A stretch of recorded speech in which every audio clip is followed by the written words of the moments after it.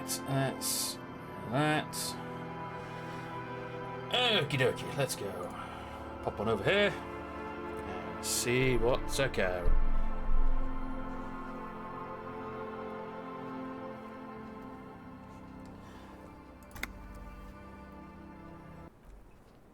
Right, so let's get the heavy stuff out of the way.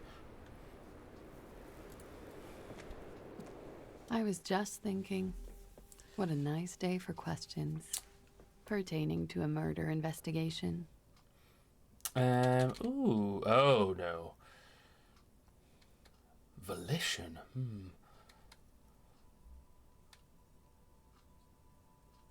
Anyway, yeah, we have to. Titus Hardy gave us a recording where the deceased states his intention to commit rape. Again, starting with the heavy stuff. She puts her coffee cup down with a soft ring as the porcelain meets the metal table. This does not surprise her. Okay. Did he? I never said he was a good man, or that he had good intentions. Only that he was never bad to me. She doesn't care. If anything, she sounds amused. On this tape, he specifically identifies you as the target. Where did they get this recording exactly? It's intercepted radio chatter of the deceased, recorded via a de-encryption station. It's authentic enough. Thank you, Kim. Does he say he's gonna do it Soldier of the Apocalypse style? She arches her brow. Those are in fact the exact words he used, yes. Yeah. That was practically his pickup line. Gotta be honest, I don't think that's a very good pickup line. Did he say whores a lot? Was he pretty much on the verge of doing it Kohoi style? Yes, the word whore was used. He liked the way it sounded when he said it. As to Kohoi, The young woman lights a new cigarette with the butt of her old one. he wasn't actually there. He didn't do a tour, or at least didn't tell me he did. Would have been overkill anyway. He lived his own little Kohoi. Said it like cool Wasn't whip. his everything.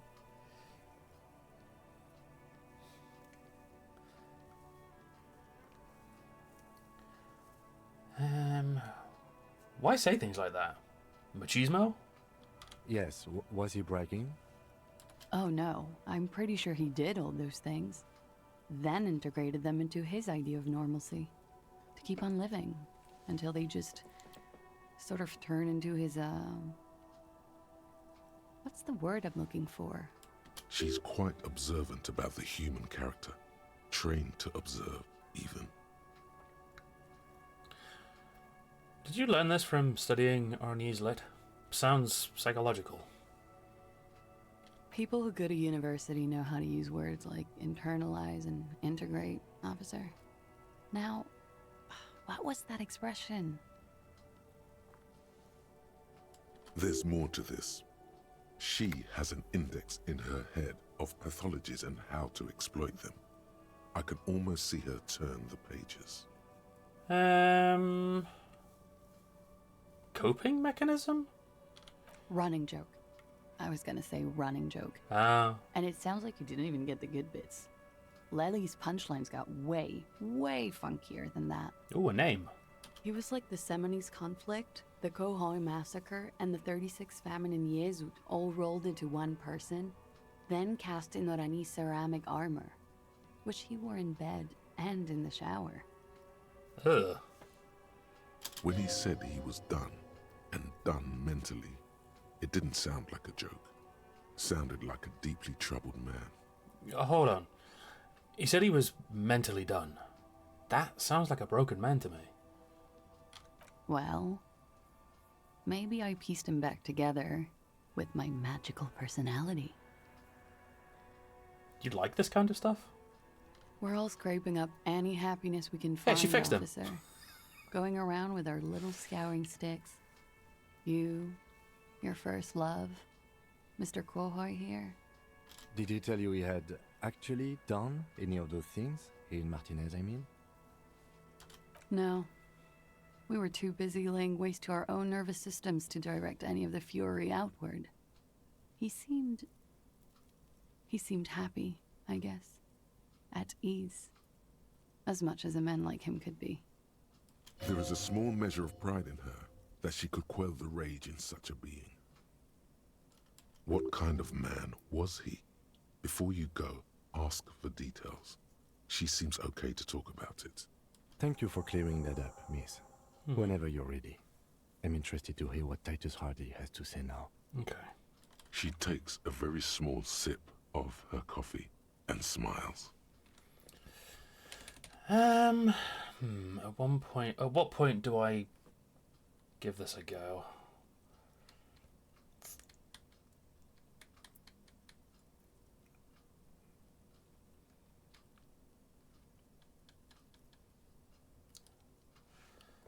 So we've got 3, 5. So these are all a fucking 9. My God. I mean, it is a white check, so I can just put a point of volition and then try again, right? Fuck it. Soft, Fuck light off, brown man. eyes look back at you, directly into the space behind your eye sockets. You see the smoke rise from between her painted red lips. She's beautiful. Never mind superstar cop. I'm a fucking god cop at this point. I have bad news for you. What? You know these guys? Who? Me? Yes, you. He's talking about I don't know what you're you, talking about, Jason. you Just- boring stiff. No luck or skill. You too. I'm just that good of a cop. Me? What did I do? I'm merely a master thespian. These guys are compromised. She's got them singing along to her tune.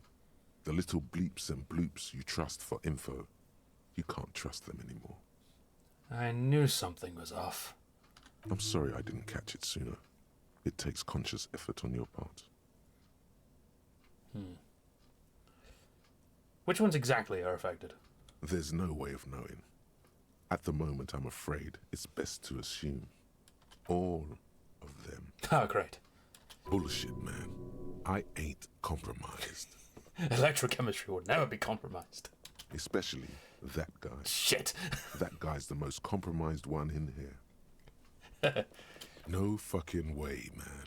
I just want a drag of that sweet menthol Ziggy. Really? Quick. Tell me what's under her jumpsuit. Glory, truth, softness. Protect her. She wants you. See? Nothing wrong here at all. I take it back. He's got it pretty bad. But this next guy's on another level entirely. She likes you. The crown head is a boring condom. He's jealous. This is human nature. I mean, at this point, Kim probably just accepts that as normal for me now. Just sort of turns, looks at me and goes, he's doing that thing again. How did this happen? How it always does. Through subtlety. What can I do? There's nothing you can do about it. You are how you are, and she is how she is. Things will go as they do. Can't you term them normal again? No, So what use is this then? it's better to know you're being played than to be played without knowing it, is it not? Does this mean she's been lying to me? Yes. Mr. Thespian here has been singing paeans to how truthful she is. She is a lady, most fair and just. In his defense, to reduce him to such inadequacy, she probably had to employ half-truths more often than outright lies. That is correct. And omissions too. Can I trust that guy? A little. They're all still of limited use, interpreting things to the best of their ability. Maybe they add flair or something. I wouldn't know. I don't add flair. I like how we're at the point now where we are associating the various voices in my head as actual sentient people now. But when it comes to assessments of character and factual accuracy, they are not to be trusted. Not with her. Can I trust any of them ever again? Don't be melodramatic. Okay. You can trust them. Just not with her. Okay. So what's her plan? You can't draw a sound conclusion. The one who usually does says, she may want to control the information rollout, not to become a suspect. She may have a past she's escaping, unrelated to this case. You doubt it's something truly insidious. See? It's oddly moderate, probably compromised. Okay. I've been talking to myself long enough. Let's get back to it. Don't worry. It's only been 4 or 5 seconds. You've got this. See, it's only been 4 or 5 seconds. Just immediately confront her. Miss, are you manipulating me? Do we go in on that, or do we just close our eyes and let the moment pass? Why don't I let you have that choice? There you go. I wish there was an option to like change the timer and make it like 30 seconds or something. 'Cause I feel like 15 seconds sometimes isn't long enough. But yeah, I was thinking of just, as we do, barrel in, just say it out loud. Miss, are you manipulating me? The silence broken. She exhales a little cloud of smoke and says, Oh, Jason, just you fucking wait till we get on to Mass Effect 2. Ho, ho, ho. We were pretty renegade in Mass Effect 1, but oh, mama. God, no. Oh. See? She's not manipulating me at all. Everything's fine. Right, now that you've had some time, can you tell us more about the victim? Like, for example, his name? That would be a good starting point. Actually, officer, I didn't know his name. I just called him Lely. Oh no, I don't wait for anyone to ask if I'm a cop. That's how I open all my conversations. That's how I say hello. I don't say hello. I say I'm the police. A nickname? I guess. He came from Lelystad. It's short for that. And it was his army name, apparently. He said his real name wasn't his. I tried to pry it out of him, but it was no use. Lelystad. That's a good start. The lieutenant writes it down in his notebook. We have a few questions you can help us with. A few things a field autopsy alone can't answer. the young woman cranes her neck, trying to catch a glimpse of the page the lieutenant passed to you. On it is a list of autopsy observations recorded neatly in blue ink. The last missing pieces of a puzzle of flesh. Oh, this is a lot. We could ask her about the tattoo, though. That'd be something. Where is Lelystad, the place? I mean, I know where the body is. In Oranje, officer. It's, I think municipality is the term. A nowhere town there. The Lelystad municipality has few boroughs and even fewer cities. It's made of agricultural plots near the border of Gottwald. Executive summary: cows, silos, and wheat. You were almost right, officer. That means his race was occidental, not mondial. I'll update the form. You were both from Oranje? Yes. We were compatriots. Did that bring you together? No. He was too old for that. And from another part of Oranjenrijk. I didn't even understand his accent. What brought us together wasn't Oranje. It was bad habits. It was the drugs. No love for Mother Oranje. But wasn't he a soldier? This could be worth pursuing. A military man, but not a patriot. No. He left the National Service after they taught him to do what he did on Seminine. He wasn't the flag-waving kind. He was the making money, killing people kind. Oh, much better. He was by no means a stupid man. A people person. A small platoon leader. Certainly not a patriot. You don't seem like much of a patriot yourself. Mm-hmm. There is nothing on Muindi. The old world is dead, and we both knew it. Maybe Orania did bring us together. In loathing. And then the drugs. I love Revachol, though. I hope she loves me, too. How old was he, miss? He was 42. Thank you.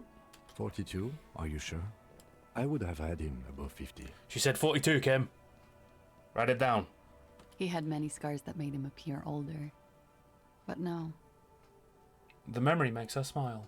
we even celebrated his birthday, like, some weeks ago. It was a funny 2 days. He had little reason to lie to me. Looks like you were right, officer. Of course I was right. The lieutenant taps on his notebook once, as though assigning some kind of point. Points aren't good. Have one, you old dog, before we all die. Hell yeah! Heal my broken ass up. I did not know this was a competition, Kim. It isn't. Police work is a cooperative sport. A cooperative sport that I'm winning. His eye color? Blue. Light blue. They were like little blue galaxies, you know? It was strange, seeing those eyes in his fucked up face. Pardon the swearing. I do him an injustice. He wasn't ugly. And he had a beautiful, soft voice. Very surprising, what with all the scarring. It was quite something, watching him speak.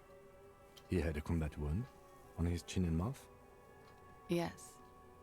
Severe. It made him look like half his face was cracking away in some strange smile. That and those eyes. Ah, yes. His hair, if you can remember. It was light brown, almost blonde. He darkened it with brilliantine, made oily. Not nice to stroke. I couldn't convince him to leave it alone. Interesting. I too have stroked his hair.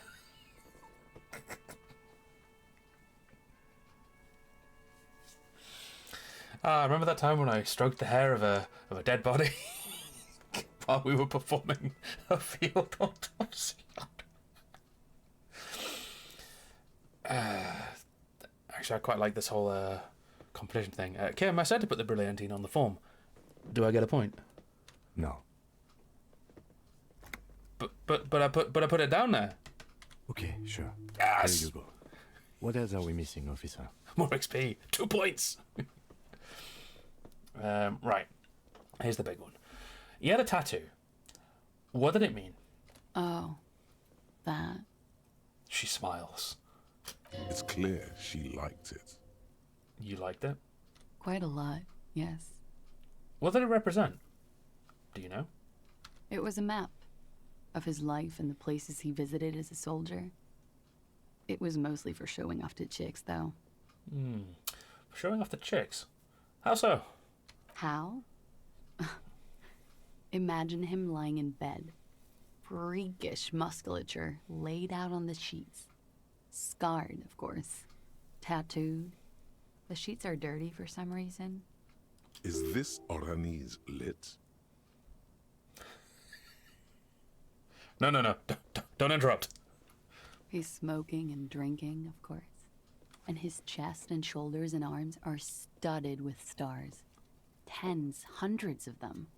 Maybe even thousands. And the woman goes like, "What was this, baby?" And he says, "That was too hardcore. Don't ask me about that." So she goes, "Okay, but what's this, baby?" And he's like, "Saw some bat shit there. Killed some loincloths." And so it goes. Star after star. Port after port. Third world country after third world country. And he's done horrible things in every single one of them. You know what? I'm starting to think it's a good thing that this guy is dead. So, you were the woman in this? Oh, yeah. Can you tell us precisely what these mean? Give it a photo. No, thank you. Oh. I've seen enough of him dead. I can That's tell you what fair. they meant without looking at them. Go on. He was a blue-eyed boy with thick arms, from a small town. He was also poor, and the government of Orania needed some people killed, so they turned him into a grotesque killer. For money. He went to Killer Academy in Vredefort. Then he killed some people on the Seminine Islands. And on other islands, too. All of the islands.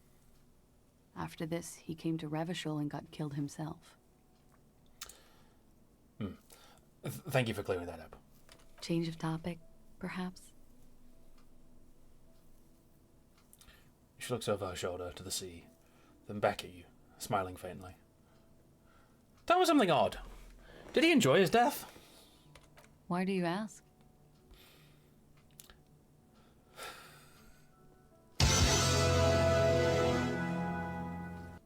Hardcore indeed, Sean. Thank you very much. 30 months? 31 months? Fucking Jesus. What is wrong with you? Thank you very much, though. Much appreciated. Welcome on in. It came to me in an occult vision. Wow. A superstar and a mystic. How intriguing. Oh, got an achievement. See beyond the I have no veil doubt 6 this times. is all adequate and true. I do not doubt the signs, but maybe... She draws it out. Maybe you're interpreting them wrong? He enjoyed life, you see. A little too much, if anything. Up to the point where other people had to pay for it. Everything checks out here. It's all A-OK. Good answer. Could it be that... Could it be love that did him in? It very well could be, yes. What do you mean? What do I mean? I have no idea. I don't even know what you mean. Love did him in? What does that mean? We're yet to officially establish the bullet wound is the... Shut up, Sean. He told me. Love did him in. That's not funny, officer. Oh. That was so blunt. We ordered a toxicology report. Any idea what that will show us? Apart from fucking everything. A real rainbow splattering of pharmaceuticals, I bet. It'll be beautiful. Barbiturates, amphetamine, sildenafil. If that's it, may as well just spin the fucking wheel now. How much does the toxicology report cost the police of Revachol? I can do it for half of that. Save you some money, make some myself. Yeah, we have found the bullet. Haven't completed the investigation of it yet, though, because of checks. I can't remember what I need for that, actually. It's quite expensive, miss. But we'll manage without your help for now. I think I need to put a point in it to refresh the white check. Okay, I think we're finished with this line of questioning. All right. Oh, speaking of which, level up! The lieutenant put the slip back in his notes and observes the young woman for a moment. Coolly, gracefully, she pours herself more coffee. I know your room is close to mine. I have a personal question. Yes, you're just one room away. Very personal. Good. Yes. This means she could have heard something. Like what you were doing before you blacked out. Oh boy. Were you in Sunday night? I need to know what I did before I lost my memory. You do not need to know that. What you need is to ask normal police questions. Like, He waits for you to finish the sentence. Get a grip, he thinks. At least do your personal stuff when I'm not here. Fine. Kim, fuck off for 10 minutes. Alright, let's return to this later. Who? Wait. Stop. That man, bloated beyond all recognition, Oh, is God. 42. That's what she said, yes. Below the damage, the weeks of decomposition, all the swollen indignity of mortality. He was 42 years old. Where is this going? This is the part where it's revealed that Harry's actually 23 years old. How old are you? That's where this is going. 45,000 liters of raw alcohol has left its disfigurements. What lies beneath, you wonder? That's a lot of liters of raw alcohol. Kim, how old do you think I am? Huh? The lieutenant isn't quite sure he heard you. How old do I look? How old? 58. Maybe you're wrong. You were wrong about the deceased too. He was way younger. He was deceased. He had been decomposing for a week. You're right, I'm probably 62. Let's leave it. I feel like I've been decomposing for longer than that. The ravages of Al Ghul are nearly as extreme as that of death itself, Lieutenant Kisaragi. There's silence. Okay. Then a little more. Here it comes. Mercy. Sure, you're 42. Let's go? Wait. This requires scientific measurements.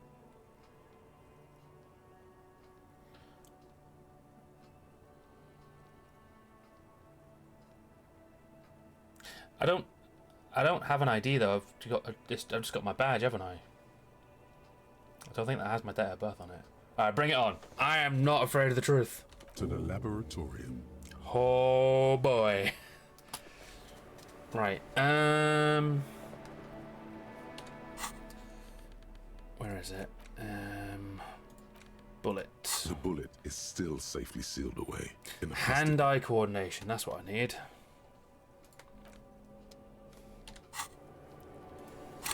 I'm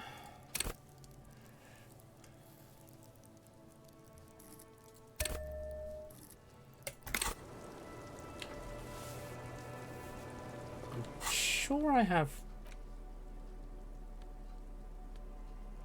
I'm sure I've got clothing that gives me hand-eye coordination. Right? Or not, apparently.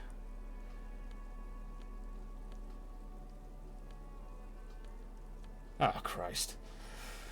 What does that turn that check The into bullet then? is still safely sealed Oh, away man. in a plastic bag bearing the RCM stamp. That's still really difficult. Have to roll a 10. I think maybe we'll hang on. But then we've also got date of birth. Jesus Christ, 7 hours and 15 minutes. Bloody hell. Your face looks like it's 58 and your body feels like it's 60. Your mind feels like it's lived for 1 day or 100. Both longer than they ought to be, the day and the century. But for how long then has this thing attached to your sentience walked the planet's crust? Time to start racking those brains of yours, Elder One. When and where were you born?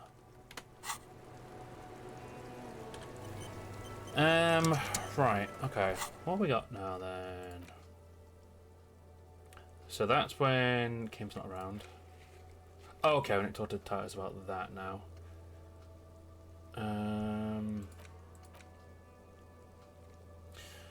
Can't get into this because I'm too fucking weak.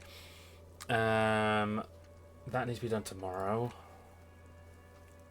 It's not time to do that yet. Let's go talk to Titus.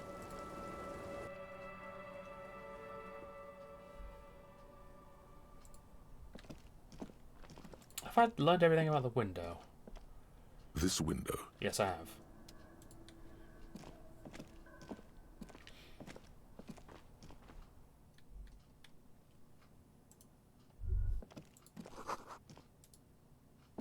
She's made around 4 months of payments for this room. She's been in for ages.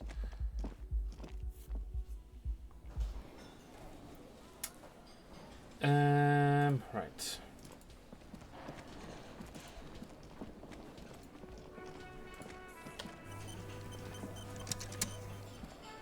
The clowns are still hanging around. What is it now?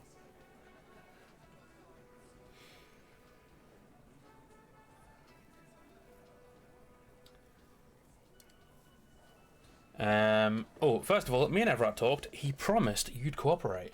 Oh, so you went and talked to my mommy, and now she's making me play with you. Is that it, lawman?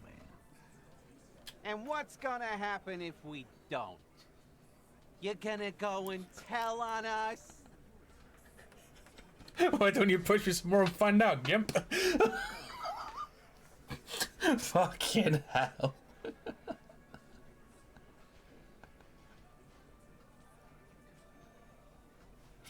I mean, obviously that's what I'm selecting. You gonna let him talk to me like that, Titus? He turns his eyes, full of hurt, to the big man. Welcome in, brother. Let's see. Yeah, I guess I am, you big pussy. Ha! The old man sent word you'd be around again. That's the reason I'm being so forthcoming with you. Don't wear it out. But having Everard back you up like that did seem to have some effect. Right, so I talked to class here about the tape. And And nothing. She stands by what she said. that fucking fucker. You're the worst cops in Revachol. I gave you gold on that tape. That fucker wasn't aimed at you. It was at her.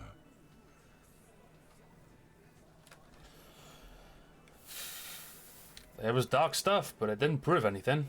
It didn't change her mind. Dark. Dark is when you start a goddamn death rock band. He said he'd rape her. He shakes his head in disbelief. Sounds like he wanted it to change her mind about the hanged man. This is definitely personal. What did she have to say then? Fine by her? This is what people are supposed to be like? Fucking whoop-de-doo. It did not come as a surprise to her, and she definitely wasn't scared. Yes. In fact, I think she thought it was a little funny. Mm-hmm. Funny. No good goddamn psycho whore. Seems like they wanted to give Klausir a second chance to play along.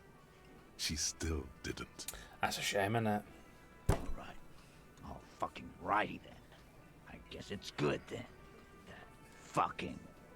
You're right, Titus. You're seeming a bit stressed out.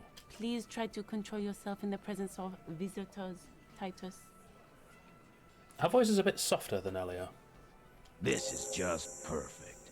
Just fucking perfect. Any thoughts on this, lawman? Titus rubs his chin with his palm, as if trying to grind it smooth. You don't have to say everything out loud. Just mix and match.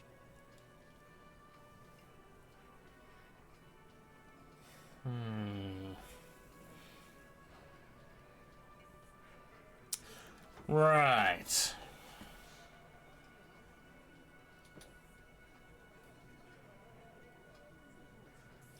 Few options here we could go with. So we've got, I think this is personal for you. I think you had feelings for her. Or I think you had a lie planned, but she didn't play along. Or maybe she isn't who you thought she was. Or maybe she's still in denial, you know, like a defense mechanism. I'm ruling out 4. So either 1, 2, or 3. Let me hand it over. What do you all think?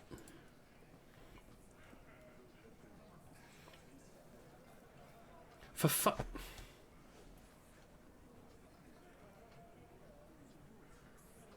Who did it? Own up.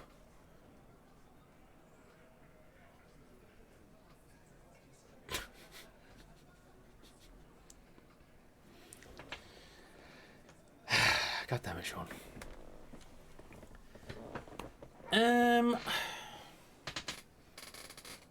I'll go with 1. I think this is personal for you. I think you had feelings for her.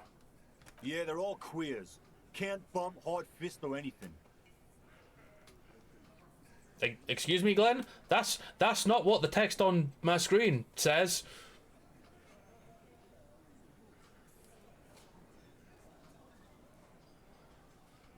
What Glenn meant to say was, Everyone's got feelings for each other. Where are you going with this? And not whatever the fuck he just said. It's all right, Glenn. I just thought, I thought anyone would come around if they heard that shit. Apparently, I was wrong. Glenn's gone off script. He's a loose cannon. Yeah, that was fucked up. Oh, he's back again. He wanted her to see the man for what he was. Now that you know, you might want to lay off this topic, or else you might antagonize him. I just got too worked up. Big man lost his shit. It's cool now.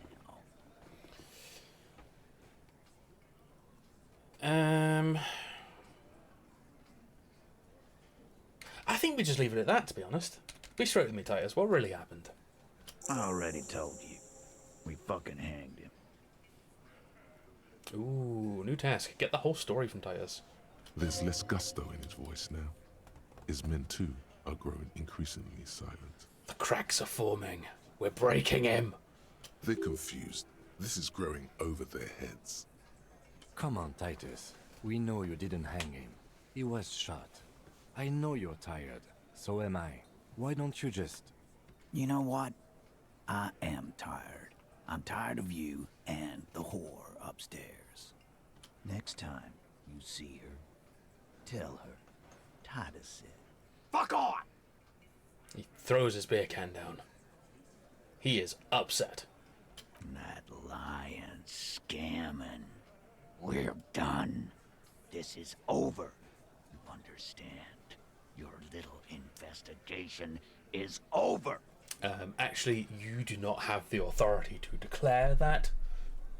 This is my investigation, and I say when it's over. You big bitch. Yeah. There's a silence in the room. Alen starts saying something, then thinks best not to. Yeah. Shut up. What is this quiet funeral shit? All we need is some beers in us. Bartender, 20 beers for the Dock Workers Union. Yeah, God, get to work. Why do we make it 40, huh? Why do we make it 100 beers? You're not loud enough. God, don't antagonize him. What are you doing? 100 beers? Now we're talking. Hoppity hop over here, cafeteria manager. Oh, okay.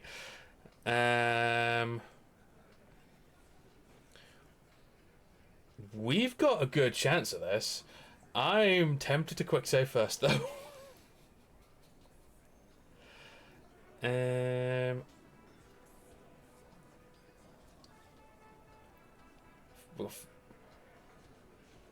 Do I have any rhetoric clothing? Probably not. Okay. Let me have a look anyway. I'll be back, Titus, in about 20 seconds. Right, clothes. I don't imagine anything will have rhetoric on them. Why would they? Why? That is minus rhetoric. That's not what I'm after.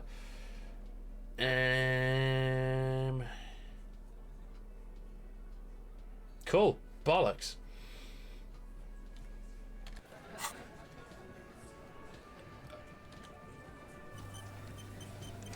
It's you again. What is it? Right, okay. I should have left you on that street corner where you were standing. Forgot about that one. But you didn't. I forgot about that audio command.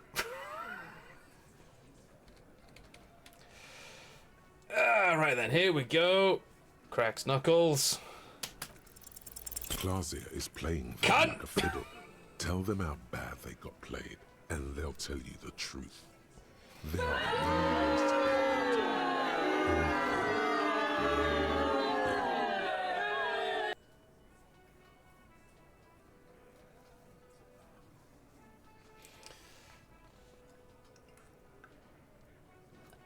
Right.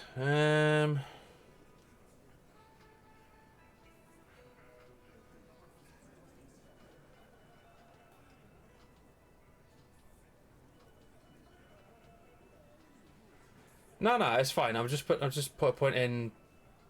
Better I can try it again. There was a white check. Titus, same thing happened to me. She manipulated me too. Sucks for you. But get this straight. No one manipulates Titus Hardy. I knew I was sticking it in crazy. Okay. But you have no idea what you're doing up there.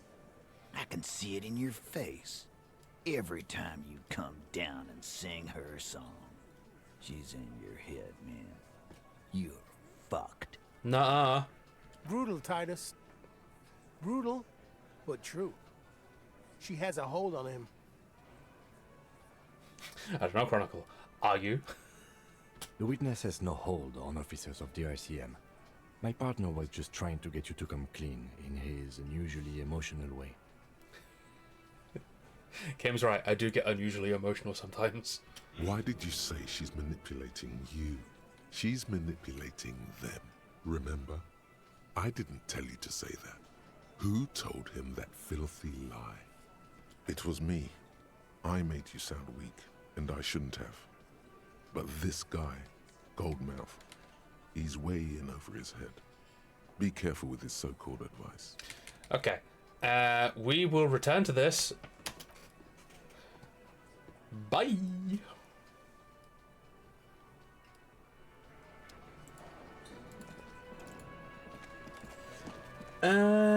Right, where are we going now?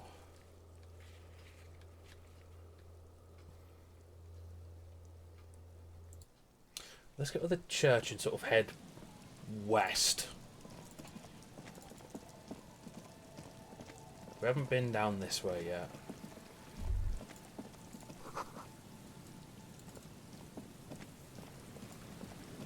Oh, what's that? Money!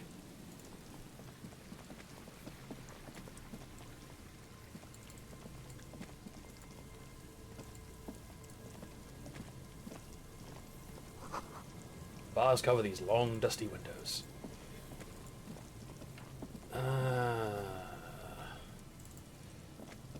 This place. More money! Another power box. Charges nothing now. It is empty. Fence blocks the path. No way on from here. Oh, nose fed. Oh, lots of money!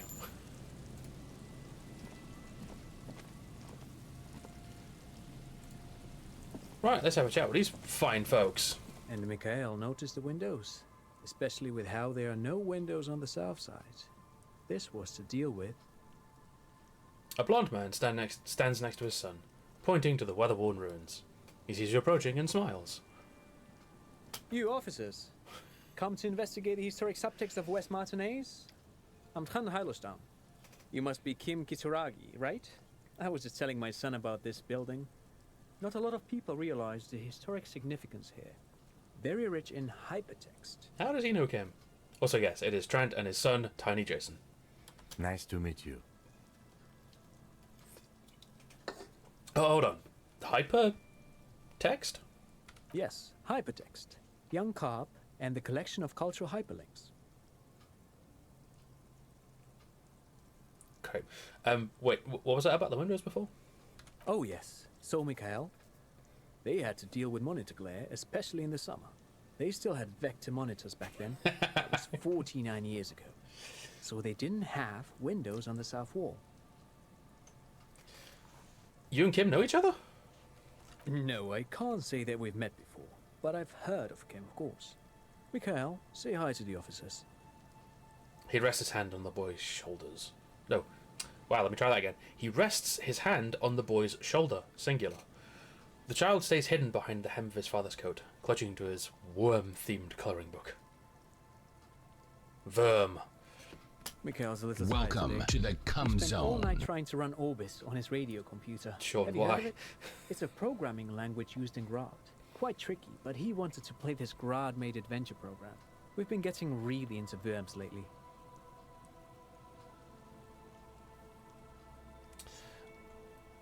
I don't know, the umlaut on the U there, that's kind of fascisty, isn't it? The man speaks in the artificial cadence of a professor, or someone who's been on too many radio shows. But I assume you're not here for giant worms when there are so many real things to see. Just as I was telling Mikhail before, this is where the Coalition landed in '08. We could be standing on what is the most interesting landmark in Revachol West. He points to the building again. This man is your half-brother. What? You feel it. But why? Why? Well, get a load of this guy. He really enjoys his trivia. The Orbis programming language was named after its inventor, Victor Orbis, a cybernetician from Grad. They run Vox in the Occidental countries. What's so fascinating about an empty old building? Aha!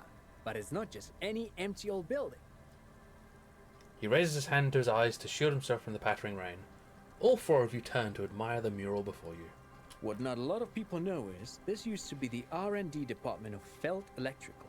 And Felt, which now sells ink cartridges mostly, was once a top dog in the turn-of-the-century cybernetics boom. Hold on. What's R&D?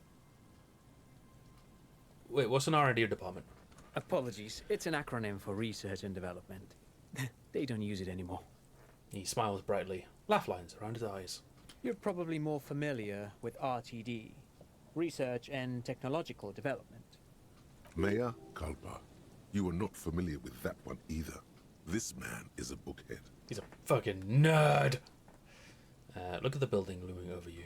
It looks old and weathered, with seagulls picking apart its stone and metal carcass. Bushy undergrowth has taken hold of the collapsed rooftop. Some kind of bird has set up a nest on a broken windowsill. I don't think I've ever heard of this Feld Electrical. That's not surprising. Only a vestigial ink cartridge and ferrotape manufacturer remains. He adjusts his suit jacket. They started out as a midway electronics outfit in Königstein 2 centuries ago. After an aggressive move to Revachol, Feld became a global player in the emerging personal electronics market of the pre-revolutionary era. Still, Tricentennial was beating them in business machines. But Feld had an ace up their sleeve, or should I say they were developing an ace up their sleeve. I'm mixing my metaphors here. What was that ace? It was here in Martinez, possibly in this very building, that they developed prototypes for a tape computer. A tape computer? An elegant folding mechanism of rollers and ferrotape ribbons, portable enough to be a take-it-home solution. Revolutionizing business machines, possibly even bring them to the average consumer, which is a feat of engineering even today's giants, Rehm, ICN and ZAM, haven't achieved yet. He grins, admiring the sentence he just produced. So what happened? Indeed. What? The revolution! The boy wipes his nose on his sleeve. Unfortunately, their moonshot project never made it to the market. Feld's move to Revachol backfired.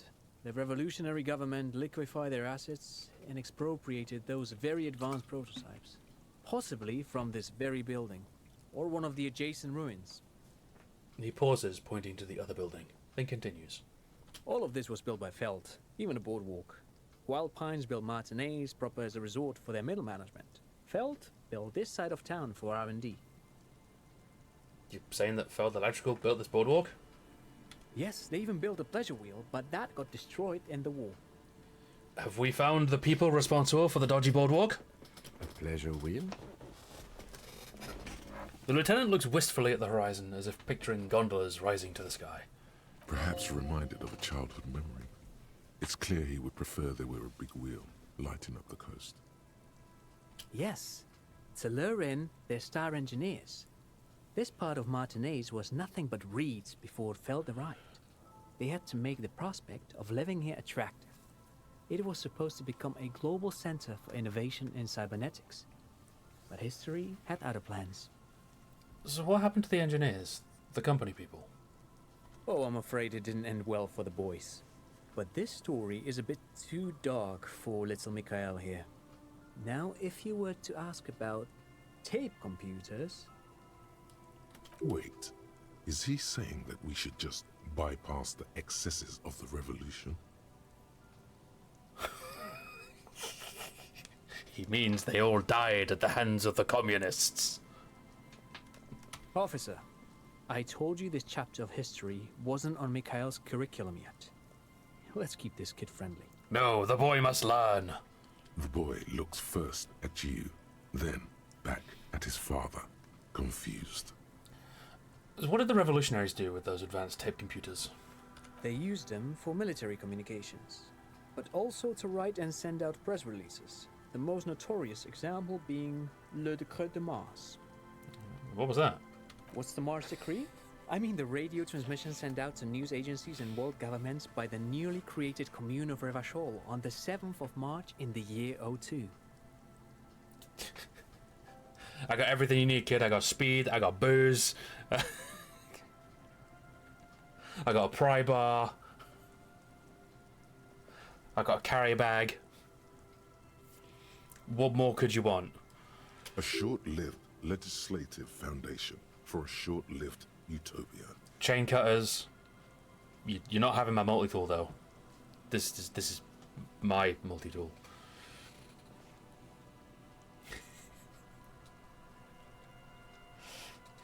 I would introduce him to Kuno, but Kuno isn't speaking to me anymore. It's a beautiful piece of text, actually. A singer-songwriter I know, Charette, called it a love poem to Revachol on her political concept album, Bombessier dans le Lind. You should read it. Every local library in Revachol stocks a copy of the decree. I tried to get Mikhail to memorize it. Tried to. Someone was much too interested in worms to be paying any attention. So how did those tape computers work? Did they work like radio computers? Actually, no one knows. No one even knows what a computer made entirely of tape would look like. But word has it, they were very elegant, exquisite, alien-looking turn-of-the-century hardware. I think he might be, John. Buckle up. Especially when it comes to tape computers. 10 years ago, I did a little freelancing, I guess you could say. I was a special consultant for an exhibition at the Wompty Dumpty Dum Center in Vredefort. The what center? It raised the same questions, and we had lengthy discussions with Paul Ockerman, who was head curator at the time. This was before the twins Keith and Guy Juice joined the team, trying to... The Wompty Dumpty Dum Center. He did it. He said, Wumpty Dumpty Dum Center, like it's the most natural thing in the world. Incredible. What the hell is a Wumpty Dumpty Dum Center? Yes, and who the hell are Keith and Guy Juice? I'm glad we're focusing on this. Okay, the Wumpty Dumpty Dum Center? Paul Ockerman, Keith and Guy Juice? What are you talking about? The Wumpty Dumpty Dum Center for Contemporary Art. He said it again. The exhibition itself drew on Lagerman's notion of memory, and so there were some parallels. That's why the head curator, Paul Ockerman, chose to... Come on. There's no place called the Wumpty Dumpty Dum Center of Arts. Actually, I think there is. No, it's too much. He's joking. Thanks, Kim, I guess. In fact, I'm not. The Wumpty Dumpty Dum Center is a there's a place thought you can for visit it. if you're ever in Vredefort and are ever in the market for an exhibition space / contemporary art research center.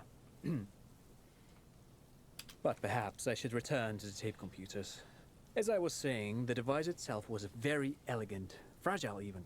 One could write directly on the tape using a special chemical solution. The machine would then analyze the handwriting, perform operations, and project output onto a white screen. It was a beautiful, delicate thing. There's no stopping this guy. Once he starts talking about tape computers in the Wumpty Dumpty Dum Center, there is no stopping him.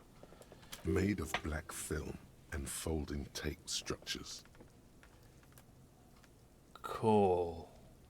Very, very cool. Though I understand the socio-economic causes of the revolution, it pains me to imagine the revolutionaries setting fire to this precious device. But so they did. The felt playback experiment vanished into the fires of 07. Very, very cool. Wait, the failed playback experiment? Yes, the official name of the prototype. Some sources report it as the Feld Playback Experience, but those are incorrect. Why did the revolutionaries destroy it? Who knows? Maybe it was an accident, or maybe they didn't want the technology to end up in the wrong hands. All that for 5 XP. Either way, they're all gone now. All 3 versions of the prototype.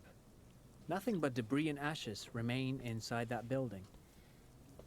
He takes a step back. The boardwalk creaks mournfully in the wind. I wanted to ask something else. But of course. What else?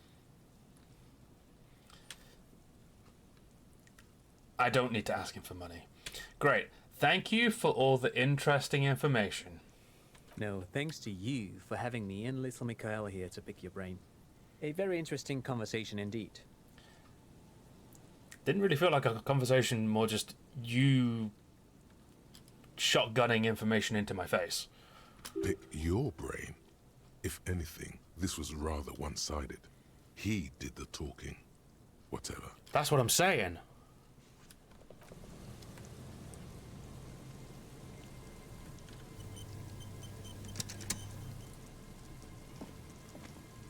You see, a once bright mural towering above you.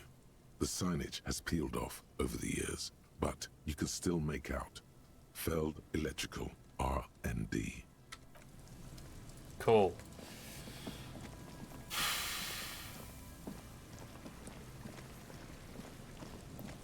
Well, that was a lot. What's going on over here? Whoa!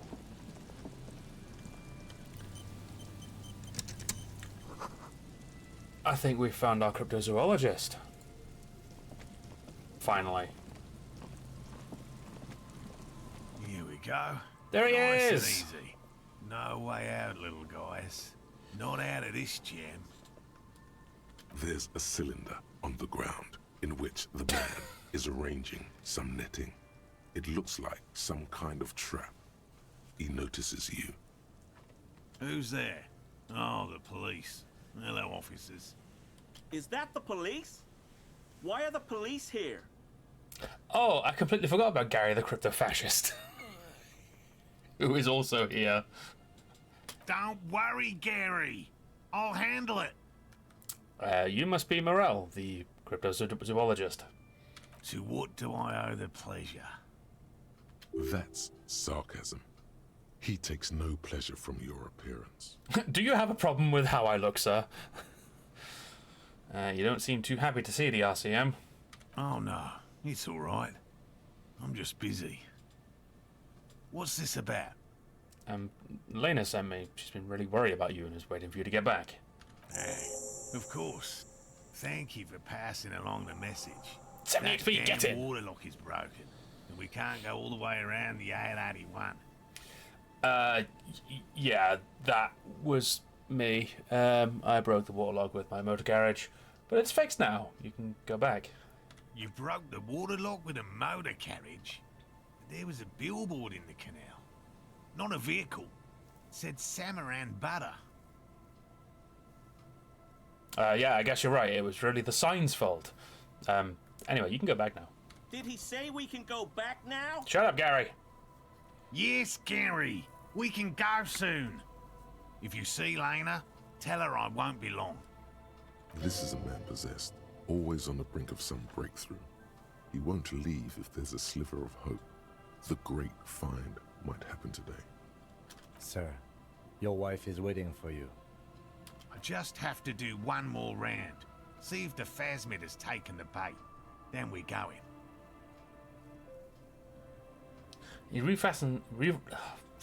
He refastens a bit of netting that has come loose in the wind.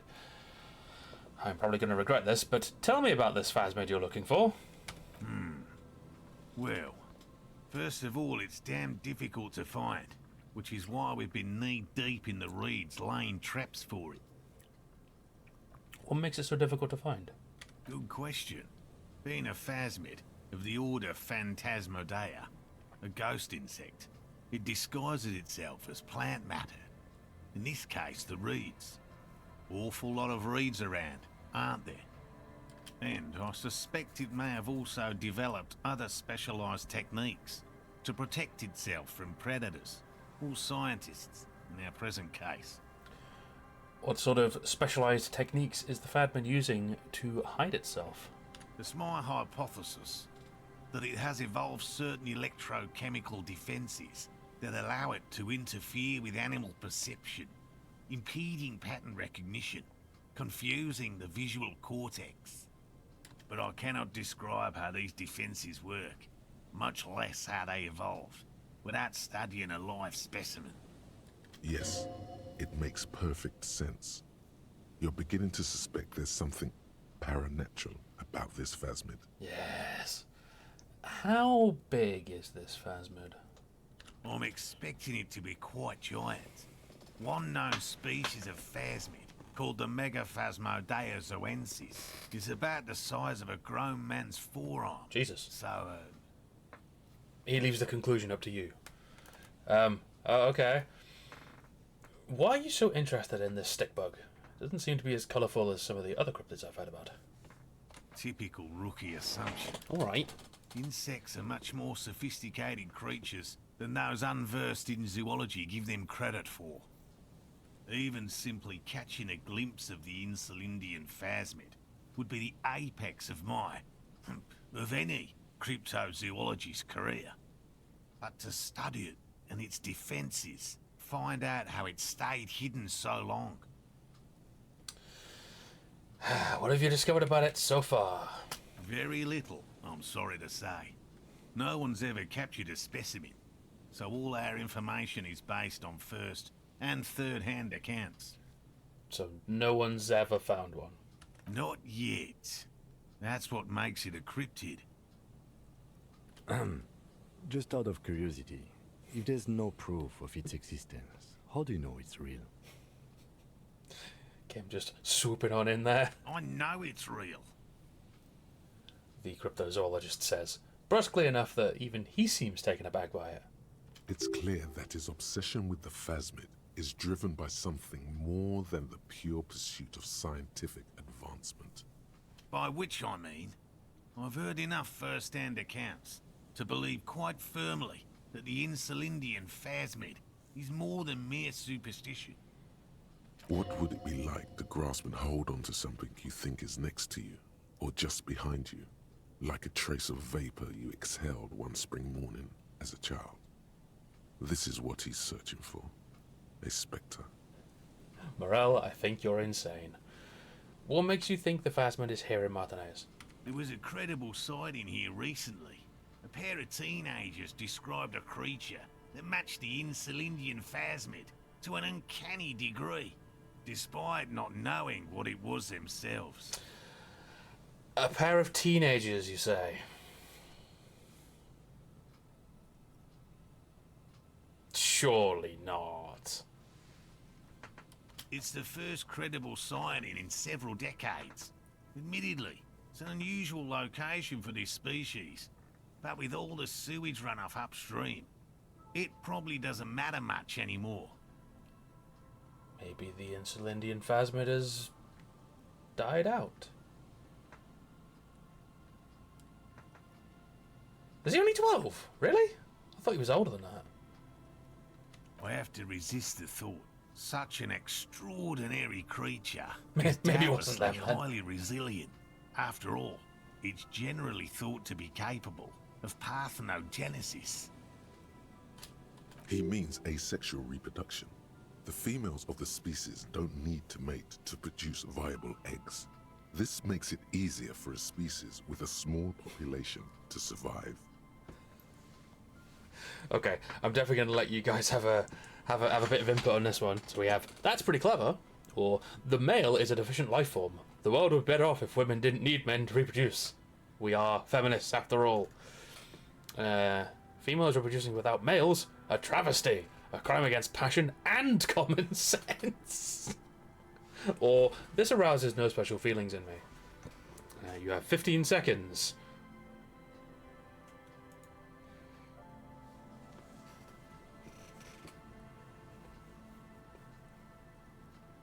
Oh my god. Three-way split? Are you fucking kidding me?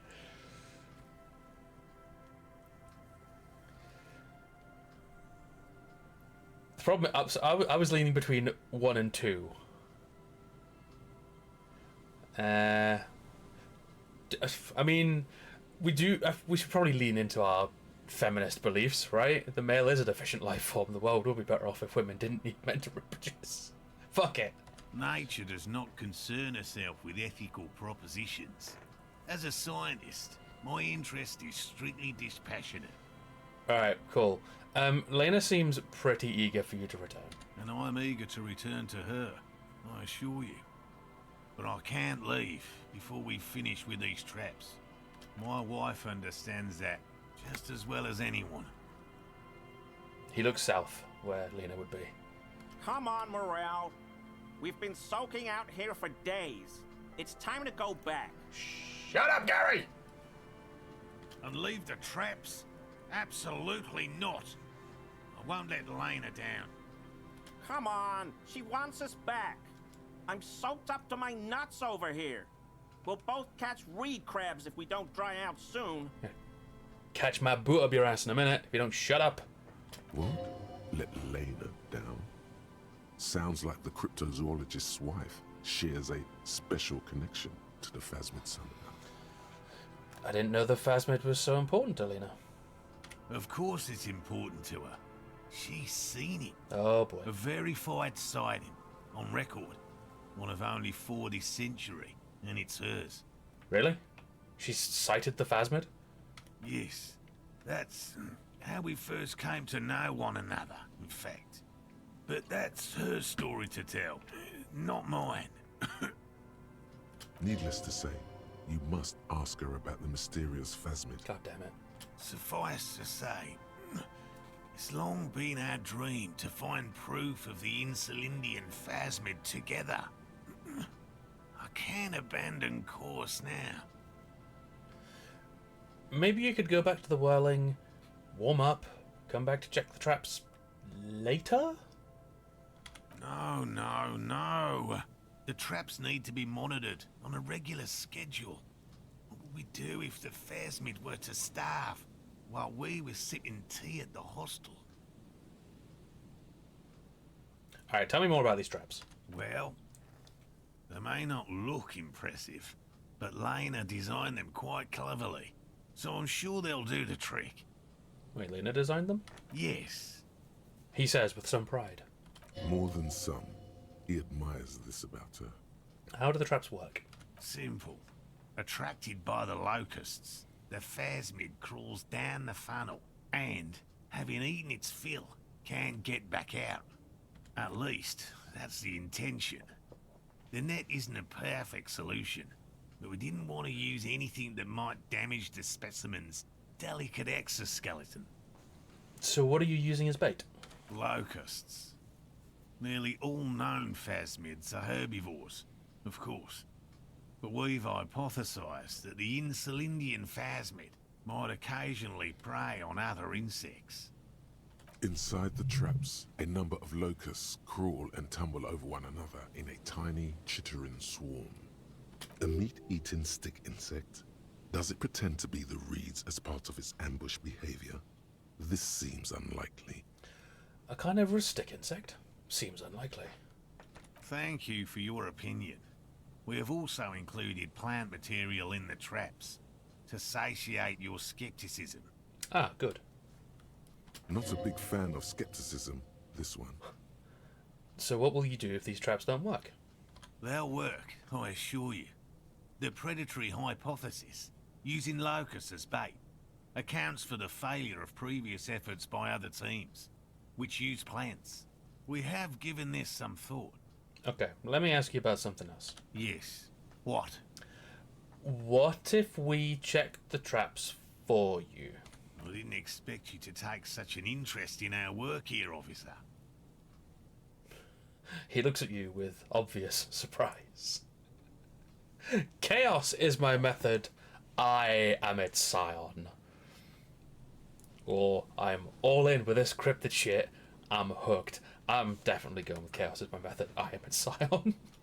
Well, be that as it may, I'd really appreciate the help. Great. Where are these traps? There are 4 in total. One is to the south, On this little peninsula. By the boathouses there. It's very near. Another we set in Land's End. To the northeast. It's behind a small sand dune there. On your way to the old radio tower. After the church. The third is set near the canal. Where you crossed. By a concrete slab. A big thicket of reeds going up the slope. And among them... He gestures to the trap in front of him. You should check at least one of those before returning to this one. Since I just said it. This one's more of a technicality. But still. Better safe and stupid than sorry. That seems like a lot. Do we really have time for this extracurricular venture? The pursuit of knowledge is its own justification, Kim. Is it? He doesn't look too convinced, but the small shrug indicates, why not? If you think it's important, you have been right before. I have. So what do I do if there is a phasmid in one of the traps? Bring it to me at once. Just make sure the trap is closed tight. He's not comfortable with the possibility that you'll claim the find, but he's lying about this even to himself. What if I encounter the phasmid in the wild? That's highly unlikely, officer. But in the event you do, I'll spray you with a pheromone mixture I developed. It's made of musk and research chemicals. The pheromone should attract the insect to you, or at least prevent it from bolting at the sight of you. It's quite potent. Will last you about a week. Alright, lay it on me. Thick. Present your armpit. That leveled me up. He douses you with the odd-smelling spray, a double helping as you present your other armpit, then gives you a satisfied nod. This is the smell of dying reeds, of longing crumbling into the water. I hope you're not buying this. It dispenses it without letting you touch the canister, so it would be precious like holy water. It is precious. A single dose cost me 50 real to develop. That's Not expensive. that I expect you to understand self-financing one's own research. Hey, I self-finance a lot of my ventures, most of them involving drugs. Alright, I'm ready, let's get to it. Right. Which means you two can pack up and go back to the whirling. Whatever he thinks about this detour, it's clear that these men are exhausted and in need of assistance. Finally, someone's talking sense. Gary! Shut the fuck up! Thank you for your help. Gary and I will start breaking down camp. If you have any more questions, now's the time to ask. We'll be gone once you get to it. If it's more cryptid-related business you want to discuss, you'll have time for that later too. But what if the information is vital? On the hunt. Cool, I'll get going then. Right. So, okay, hang on. Which one is it? Rhetoric, that's the one I need. That point is going in that, which means we can talk to Titus again.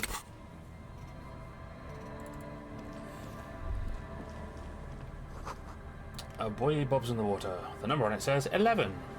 That patch of reeds over there, it's a great place to hide something. Kind of out of the way, being so close to the water. Oh no, Sean. The fascism's brewing up again. What's this about? Nothing. Just a hunch.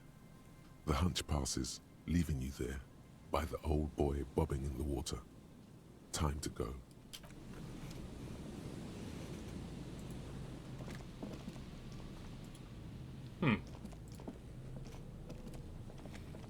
I don't want to talk to Gary.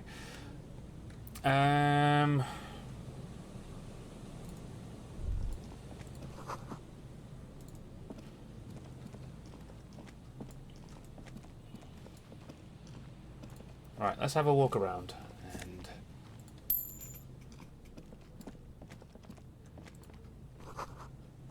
no boat in the boathouse today. Oh, oversized superstar sunglasses. Oh.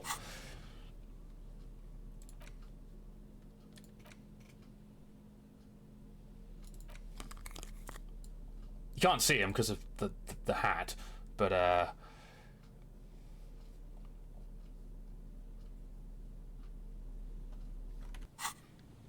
there.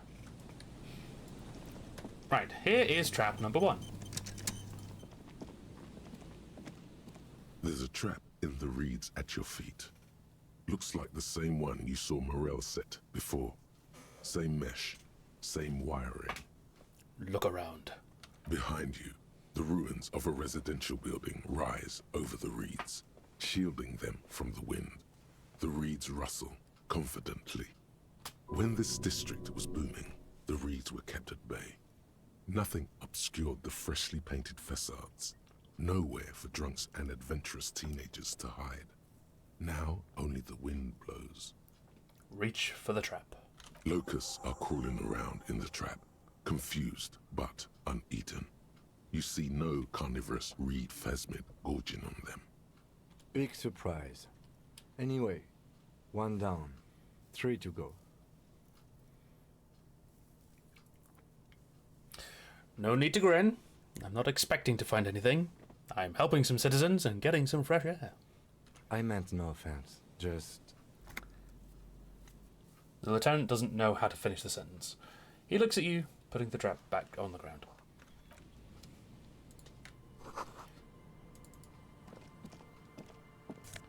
More money. I don't remember what is actually around here. So where were the other two? One in the canal and one at Land's End. Which is past the church, I think he said?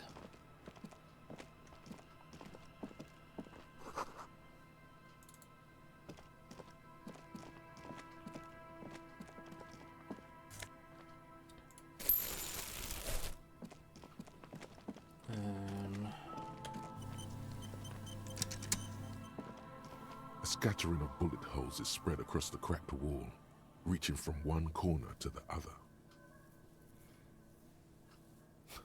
Look, Kim, even more bullet holes. Something's definitely gone down here. Correct.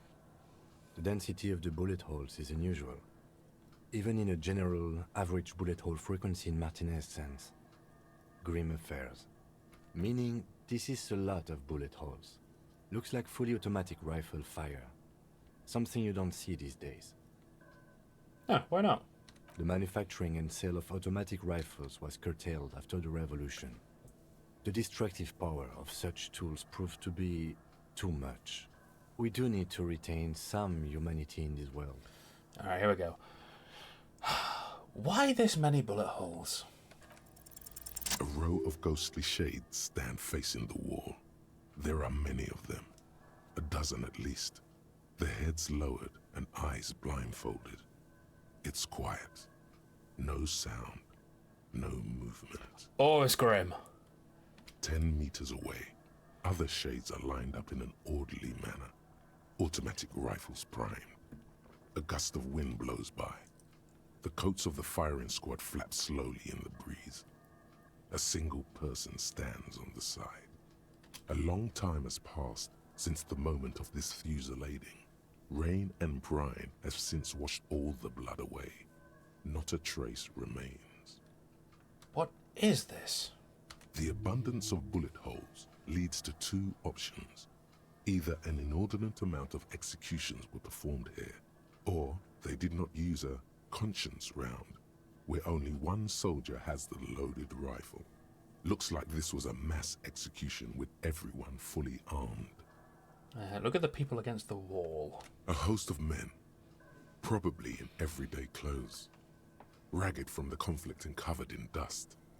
They were not sitting, a common practice for executions in some nations, as demonstrated by the height level of the bullet holes. They stand, facing the wall. It's impossible to discern any details about their personality or background. Ordinary people, familiar, each and every one of them. Who were they? Comrades, the forsaken, the wretched, who tried to rise against the horrors of the world. Look at the line of soldiers. 7 men in combat uniforms and dark coats, holding automatic rifles aimed at the people. Soldiers from some side, but from which one? Men of duty, dark duty. Who were they? Murderers, twisted by orders, young boys forced into killing. Look at the person standing on the side. The commandant, the one who gives the order. Machine gun fire crackling through the air. The lights of the muzzle flashes dancing on his face. Kim, who was who in this execution? I don't know. I don't know who died here, lined up beside that horrible wall. It could have been any of the parties involved in the revolution. Perhaps the ones executed here were the loyalist conservatives, killed by the communists at the start of the Civil War.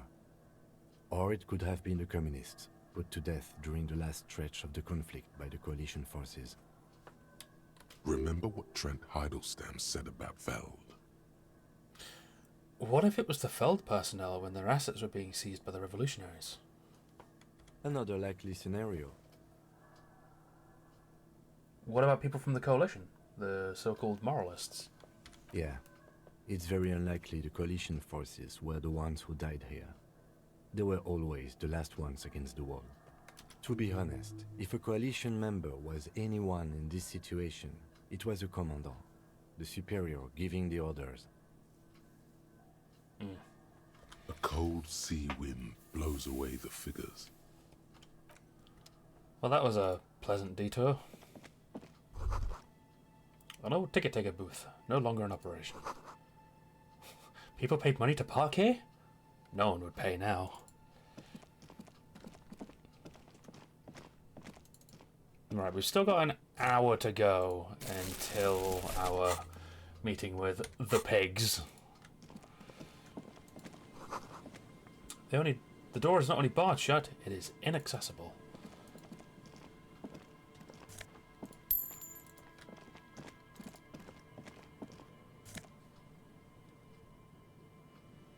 Ooh.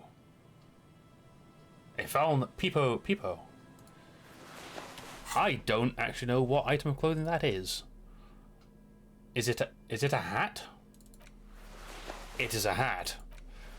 +2 logic, -1 perception.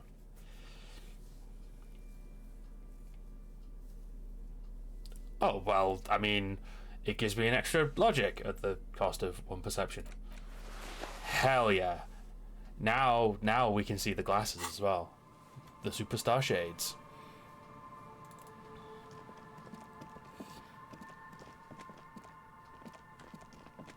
Okay, we're gonna walk away from here now. Let's go and see if we can find the other traps.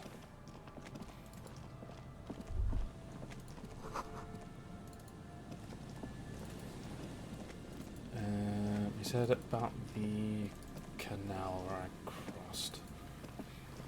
Or do we go up to... Does he mean here then? Or... What runs to the west? The source is upstream. A broken pipe?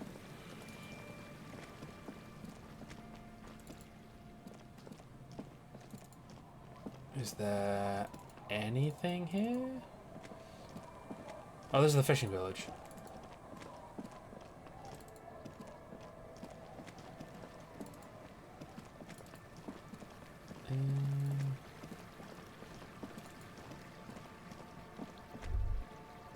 Oh. Wait. Take a longer look at yourself and how you're reflected in that slick chemical rainbow. What do you see? Oh, God. Metaphor. It's always metaphor. Some kind of metaphor for me? This is more important than you. That's the blood of industry you see before you. The runoff from Coal City, further down the coast. The engines of fortune once roared here. Great wealth poured into Revachol, the Delta, as did smoke, waste, sickness, life. What happened? The engines stopped. The West Revacholian industrial base was dismantled after the war. Now it extinguished coke furnaces dot the landscape, a landscape despoiled by industry. I don't see the problem. Revachol moved on to a service industry. Get with the times, yo. West Revacholian Industrial Base. That's so me. Well, there was a serious dereliction of duty in this cleanup. Revachol moved on to a service industry. Get with the times, yo. I don't know. Right. Here's some advice that's good for business and life. Never fight a losing battle. I'm not even going to argue with you. Okay.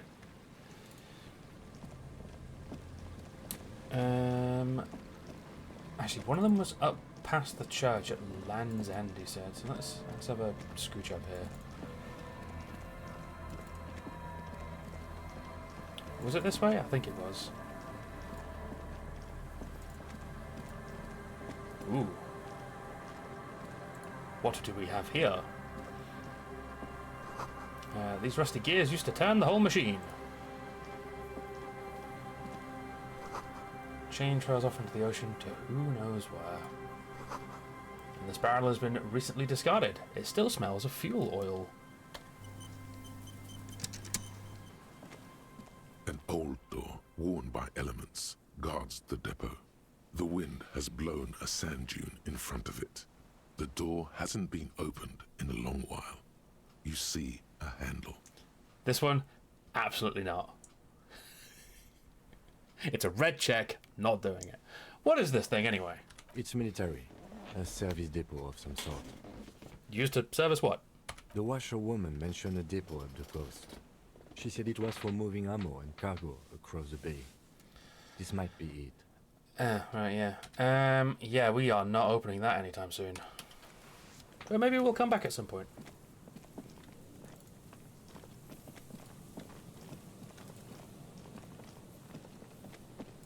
Ah, there it is. A familiar apparatus lies among the reeds. Another one of Morel's traps, weighed down by stones to keep it in place. Look around. The reeds sway in the coastal breeze. They seem to be waiting for something. The wind picks up here, near the cape's end, surrounding the narrow strip of land from 3 cardinal directions. It's cold for this time of year. Reach for the trap. This trap is also full of panicked locusts. No sign of any cryptozoological beast inside. Boo. Another empty trap. The lieutenant takes a note, more out of habit than duty. How are you enjoying the cardio, Lieutenant? I'm quite enjoying it myself. Well, again, I want to make it absolutely clear that I don't really believe the Phasma exists, okay? Nah, how are you enjoying the cardio? Always up for a good jog. Otherwise, would I still be on this case with you? He smiles and raises his collar. It's windy.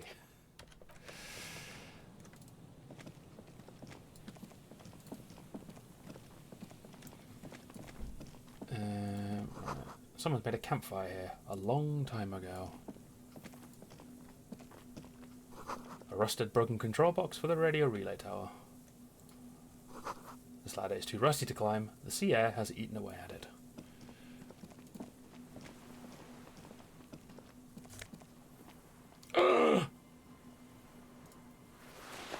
A scented scarf. Tiny inlets there, off in the far distance, where the posts trail forward.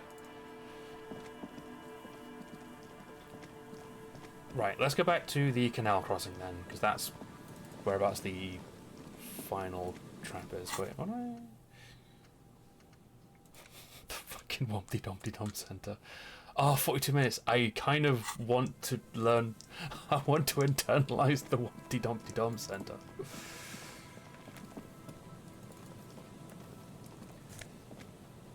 Oh, a white polo shirt.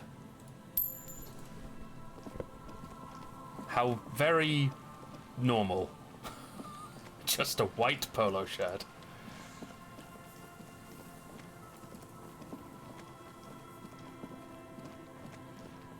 We've still got an hour to kill before the pigs. Nope, not there.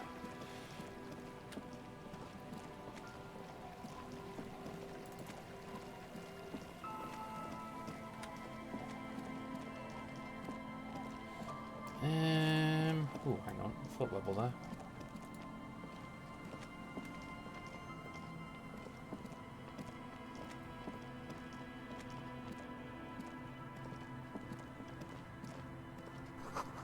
Oh, the door is closed for the day. Time to put the kids to sleep.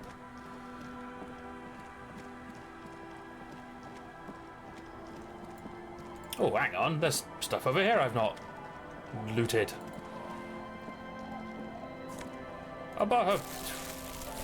Empty bottles, lovely. What are these doing in the fish?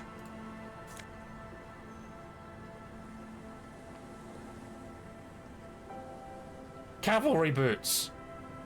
They give me +1 perception. Why would boots give me perception?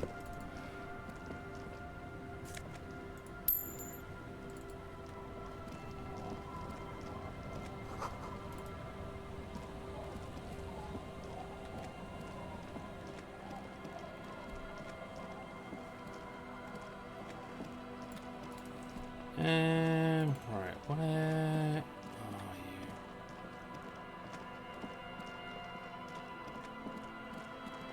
There it is.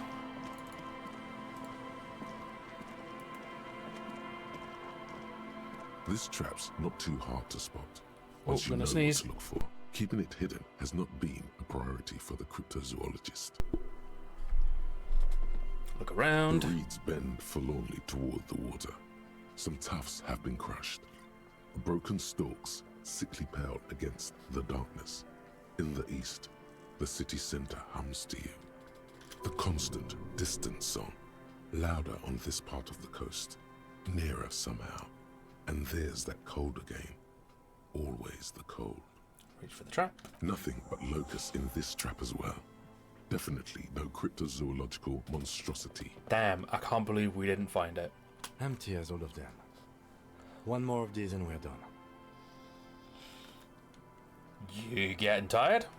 No, I'm fine. I didn't mean to complain, it's just... He's short-winded. The sentence ends there. Right, so now we have to go all the way back again to the original one, right? Yeah, there we go. So back we go. Oh? Great news. The boat is big enough for a grown man like you to fit underneath it in a supine position. Oh, God. Wait, what would I be doing under there? I don't know. Sleeping? What do people do under boats? This is merely a measurement from your visual cortex. Do with it what you want. Great news! I found somewhere new to sleep. Huh?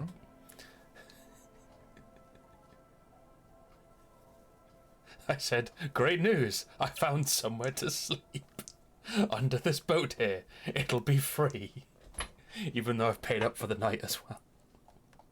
Sarcastic self-pity is not what we need at this moment, officer. Come on, Kim, line up.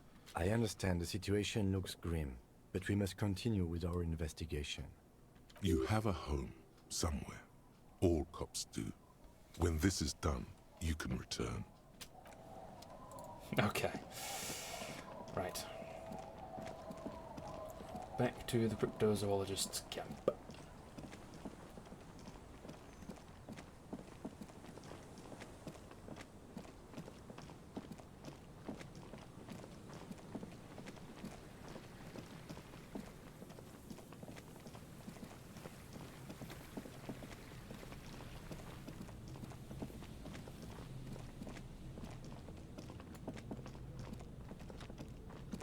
Ooh, what's in there? Money!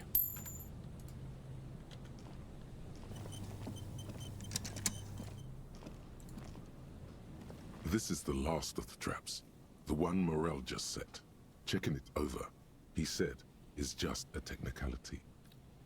The reeds hiss and shake in the darkness. That has settled over the abandoned camp. I mean, he's only just set this one up. There's obviously going to be nothing in it. The later it gets, the colder. Remnants of the camp can still be seen in the sand. The fire that's gone out. You feel strange, somehow. Reach for the trap. The trap feels light and silent as you pick it up. Something is different here. Wait a minute. Look closer. No locust. Oh. No phasmid either, but still. It's empty. Morel didn't leave it empty. Oh, what's that? What's that? Automod is picking up something? Fuck off.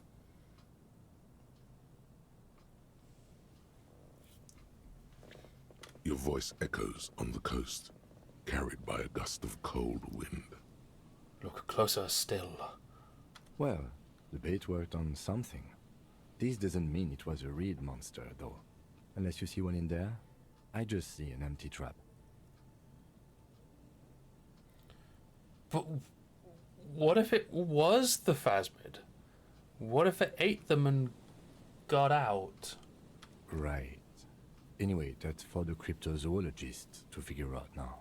We are not cryptozoologists. We are cops. You're right, Kim.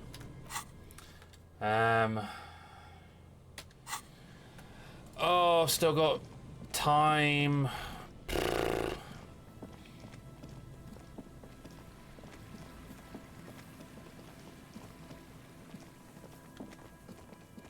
I could probably go back to the whirling, do stuff there, and still come back. I've gone too far.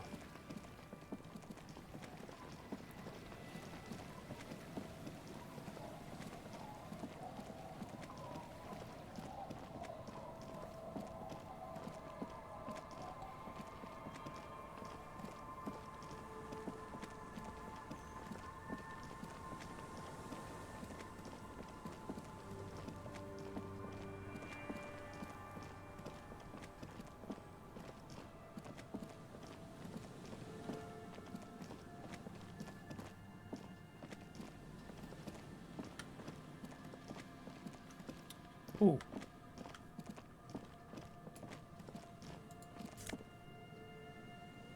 What the hell? Jamrock biker cop Sonnies? Ooh.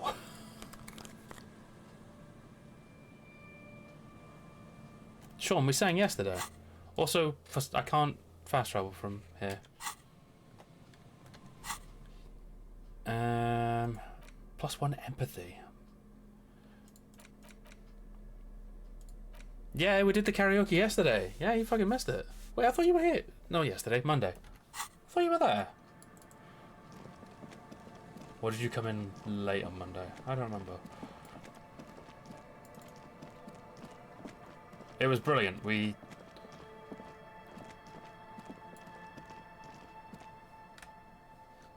Oh, yeah, it must have been just after 9 then. Ah, shit. But yeah, it was good. We aced every check. It was great.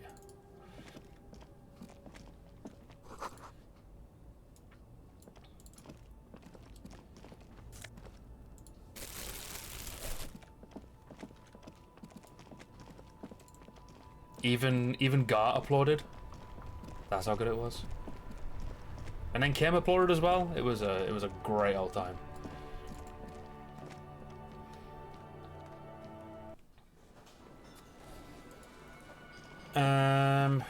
Right. Let's talk to Morel first and tell him what we found. It's great to see you again, officer. My wife can't wait to thank you. Go on, talk to her. Okay.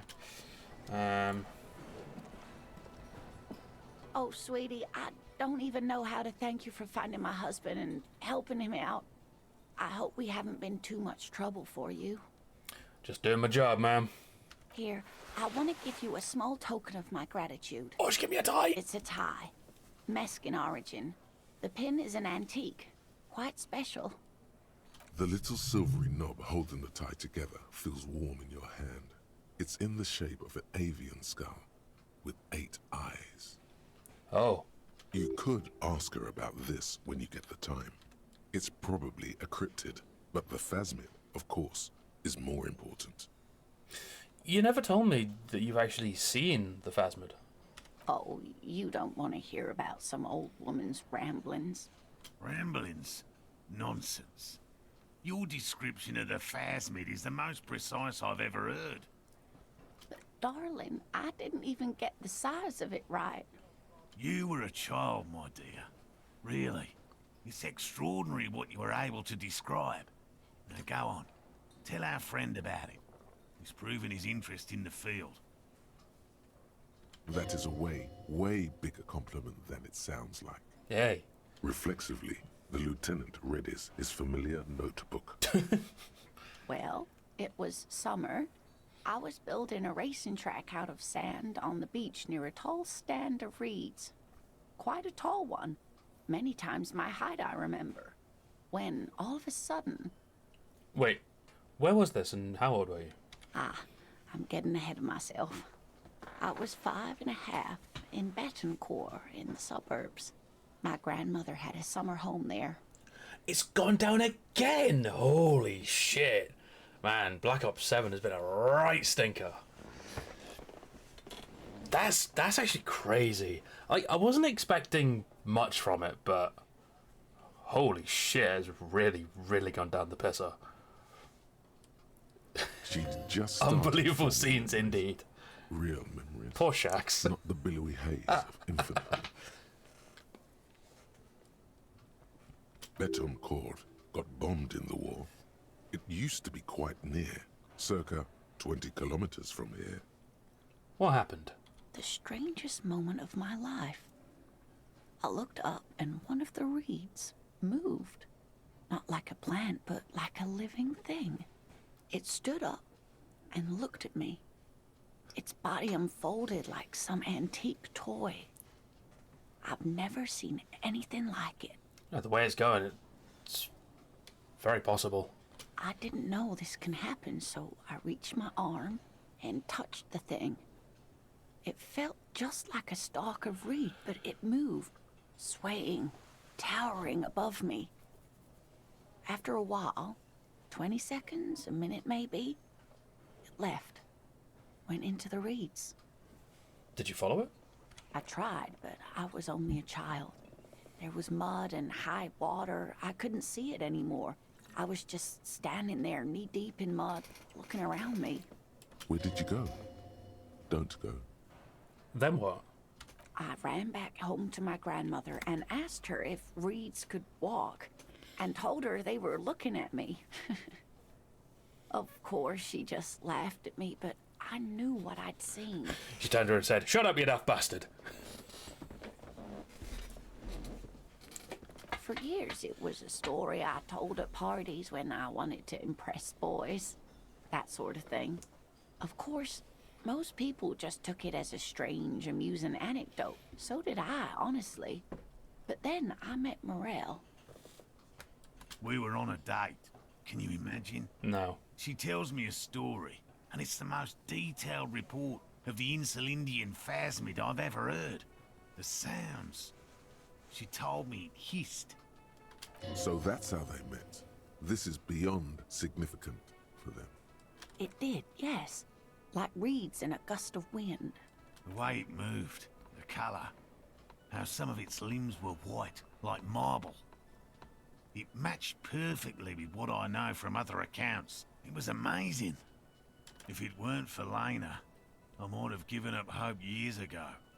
It's no exaggeration to say that she restored my faith in my profession. He looks at her with admiration, forgetting a wide smile on his face. Oh, so you guys are on a date? Our first, yes. The old woman looks at her husband tenderly. The glance is tender, yes, but tempered by something else. A thought she can't express, even to him. Interesting. Its limbs are white?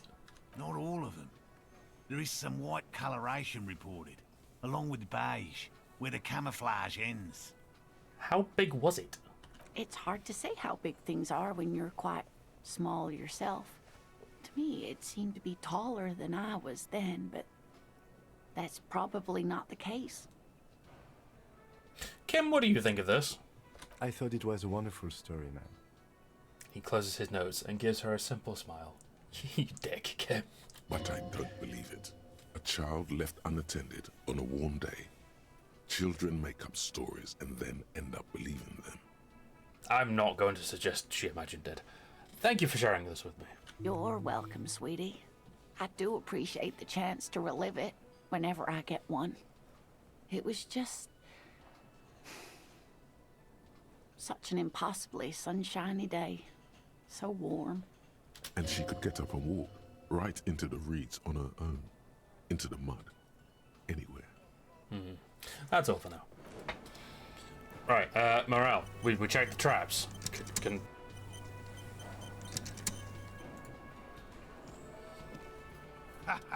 Nothing like the gratitude of a good woman. Now then, what can I do for you? Yeah, tell you what. I watched the game last night, and it's genuinely one of the most entertaining games of football I've ever watched in my life. It was so good. That last 10 minutes was absolutely unreal. I couldn't even begin to imagine how the people in Hamden were feeling. He tries to play it cool, remain professorial, but inside, this man is itching for some news on those traps. So, morale. I checked all the traps. Good. Okay. And? One of them was empty. Completely empty? The cryptozoologist's eyes grow wide. Yes, there was nothing in the trap. No locusts, no phasmid. No locusts? No phasmid either?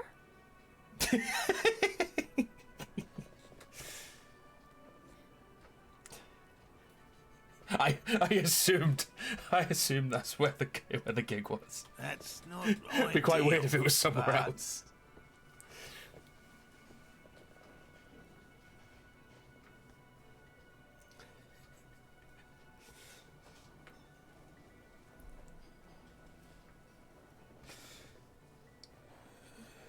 Fucking Offspring are doing a gig in fucking Portugal or whatever, and the crowd just suddenly starts chanting "No Scotland, no party." What?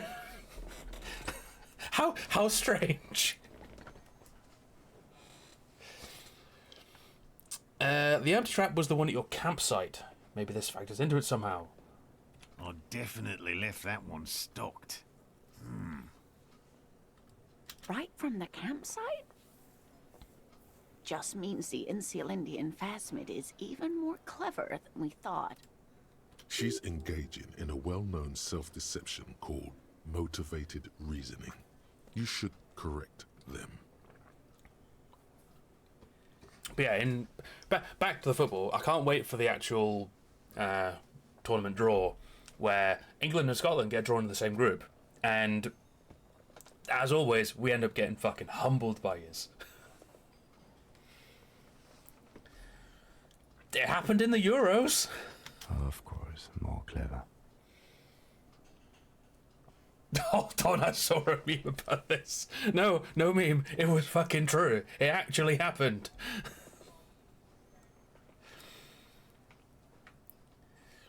You're dealing with a subject near and dear to their hearts. It might behove you to tread lightly. But, like, we're still in a situation where we could end up with Wales and Ireland at the tournament. Wait, which one was it?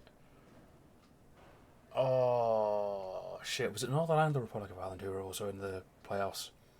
But, like, there's a very good chance we could get nearly all the home nations in the World Cup, which would be fucking mental.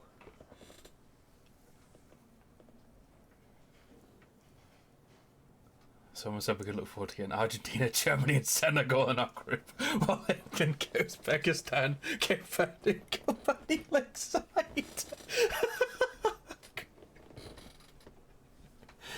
Oh man! Yes, the Phantasmadeia picked off the locusts and escaped. This is good news, though we'll have to reconsider the design of the traps. make them more secure. I can definitely see us getting one of the new teams, either Uzbekistan, Cape Verde, or fucking Curacao, and because we'll have never ever played against those countries before, we won't know how to play against them, and we'll probably get fucking beat by them. Another trip to the Reeds. Gary, how many more times, man? Shut your hole.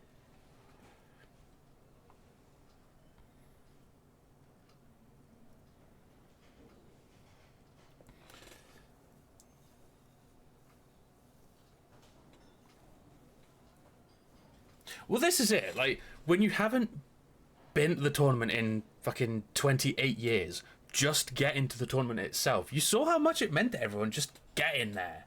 Everything else now is just a bonus.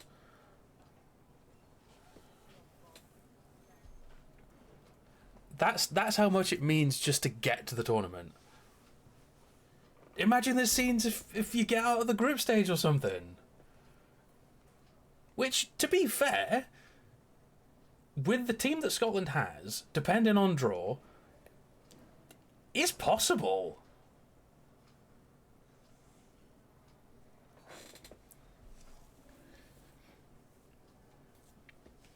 I've been talking too much football. I've not been paying attention to this conversation.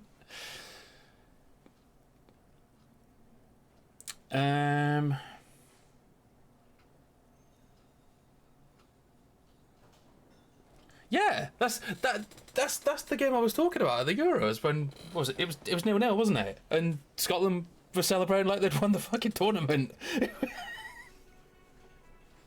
It was more so the fact that you'd stuck it to us. Yeah, exactly.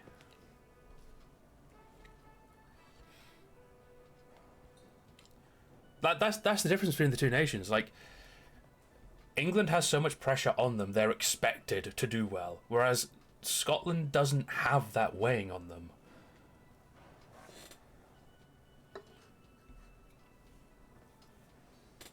But anyway, what are we doing with this? What are we doing with this conversation? Because I've not been paying attention at all.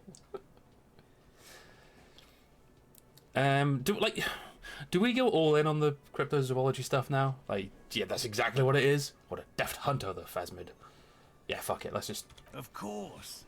Be sarcastic.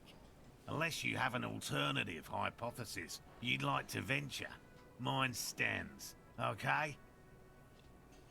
Oh, okay. Actually, no. Excuse me for getting emotional. This is a big deal for us. You've helped us twice now, and brought some great news too. My gratitude, and the gratitude of the Société Cryptozoologique de Ravachol, is yours. Bless you. Heartfelt gratitude. But does it feel like closure? What really happened? Thank you, it's an honor. We should probably return to our main investigation here. This has been refreshing, but... Helping cryptozoologists isn't really a priority for our organization. Did I really insult him? The lieutenant looks out the window, impatiently. Develop an alternative theory about the missing locusts.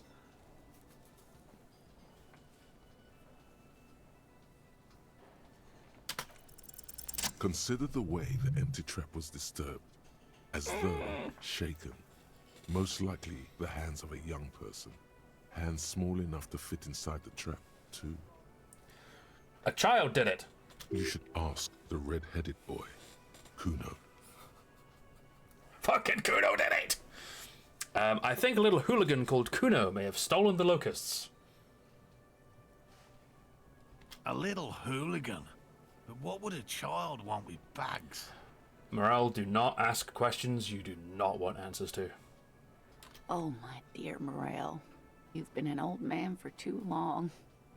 Kids love to torment insects almost as much as they love to torment old folks. I'll talk to the little gremlin and see if anything comes up. Delinquents, my favorite. He will go back behind the whirling, and he's got him in a fucking pestle and mortar. Oh, you've been such a dear to us. Please, let us know whatever you turn up. I have a feeling we're getting so close.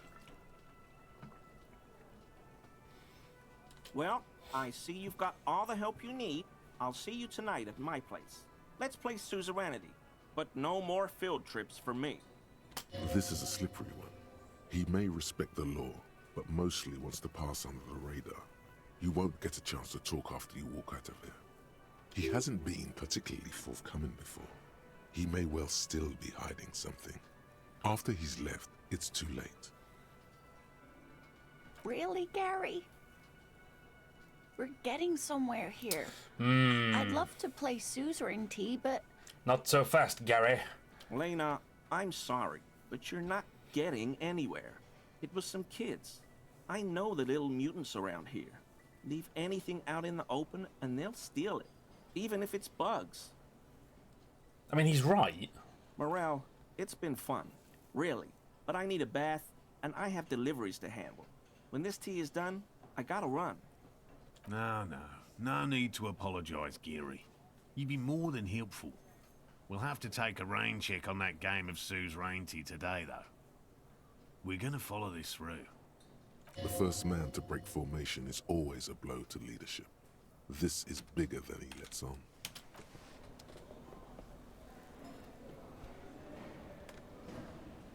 Wait. Is there something there I can pick up? Hang on a minute.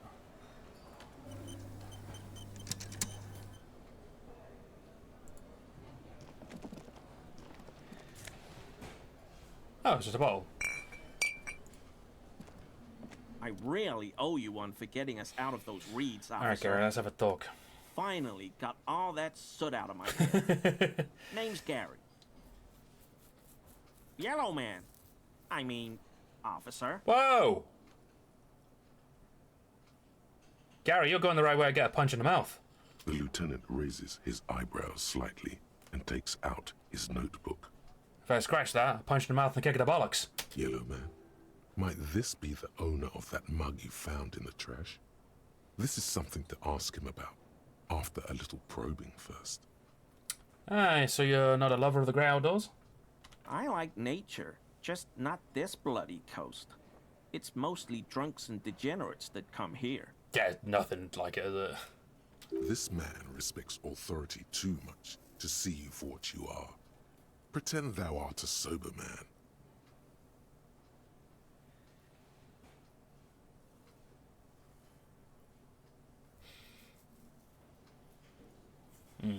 I am neither of those things, I can assure you. I'm a by the books, clean as a whistle, teetotaling officer. Not even tempted to touch intoxicants. Absolutely not. I've been tempted on occasion, but someone has to stay strong for Revacol.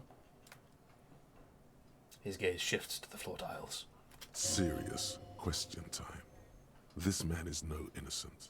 No one is. Is this your mug? My mug? Why would you think that?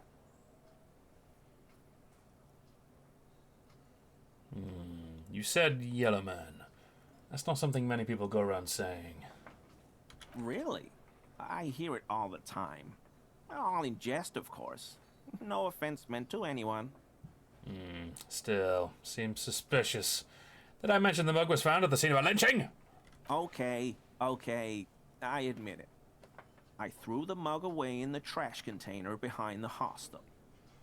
I know I shouldn't have, and I am very sorry, officer. Ha-ha! You're not going to find me, are you?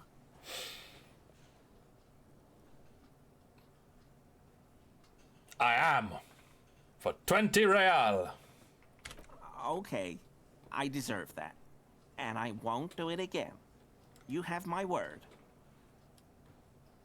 I don't know what got into me. Stuffing my garbage in another man's property, I've been having trouble at work lately. The Koikos are price dumping us out of competition. What did you do, Gary? Nothing. Just answering some questions. helping out the law. Gary, did you put the clothes of a murder victim, the man who was hanging behind the wall in rags, into that trash container? Officer, please, let me explain. It's not like that. Do. I was only cleaning up. I live right across the yard from where he was hanged, and I saw him stripped naked. All the clothes lying around in the yard, smelling. People are animals, you know? Yes, yes. What happened? Then I came out to clean up the rags because no one else would. I put them into the Whirling's trash, along with a broken mug, admittedly. Okay. I was coming to throw the mug away, and, well, I threw the mug there and the clothes too. Right. It was just civic duty. The lieutenant remarks drolly. Exactly. That's exactly what it was. Civic duty. You wouldn't know anything about the victim's missing armor, would you? Armor? No. I mean, yes. Of course. I know he was wearing armor, but I don't know anything about it. As it turns out, Gary the crypto-fascist is just one massive SpongeBob reference. An infant could see he's not telling the truth, but he's too scared to admit more wrongdoing. How did you get into the trash container? I know a guy who works with the trash collection services, CS Municipal. He gave me a master key for the trash containers of Martinez. Why would you need to get into everyone's trash? So I can use the Whirling's trash compactor to store my own stuff. Garbage disposal is expensive as hell. The damn Bohemians run it like a mob. I'm sorry, okay? I thought I could cut costs. I shouldn't have. I shouldn't have disgraced myself. Disgraced? No need for the histrionic, sir. It was, after all, just a trash container. Alright, let's move on. For now. I hope I could help your investigation, in my small way. He is visibly relieved it's over. Does this mean you were in his apartment, admiring his colonial mug collection? Perhaps it would be interesting to tell him. My composure's not very high. So, Gary, you live nearby. In an apartment in Martinez? Sure do, officer. Have you found your door open lately? In my home. Yes. When I was going to... How did you know? Nothing. Just wanted to ask if your door's been unlocked lately. Now I have. Is this about the Union? Did the big man open the door? No. I did, per his request. So you work for Everard Clare? Officer, please tell him we're good. No, tell him I'll make it up to him. What have I done? He'll send the muscle after me. The man looks around, whispering. He makes sure no one hears you talk. Alright, try not to shit yourself, Gary. It's just an open door. What could it be about? I probably talked too loud. In the Whirling. About some theories I had. Whatever it is, I'm done with it. I won't do it again. If there's anything I can do to assist you, or the Union, just ask, okay? I'll try to help if I can. The weather vane has turned. He cannot be unturned. He clearly liked his squirming. He may even have changed his mind about the whole door opening operation. Okay.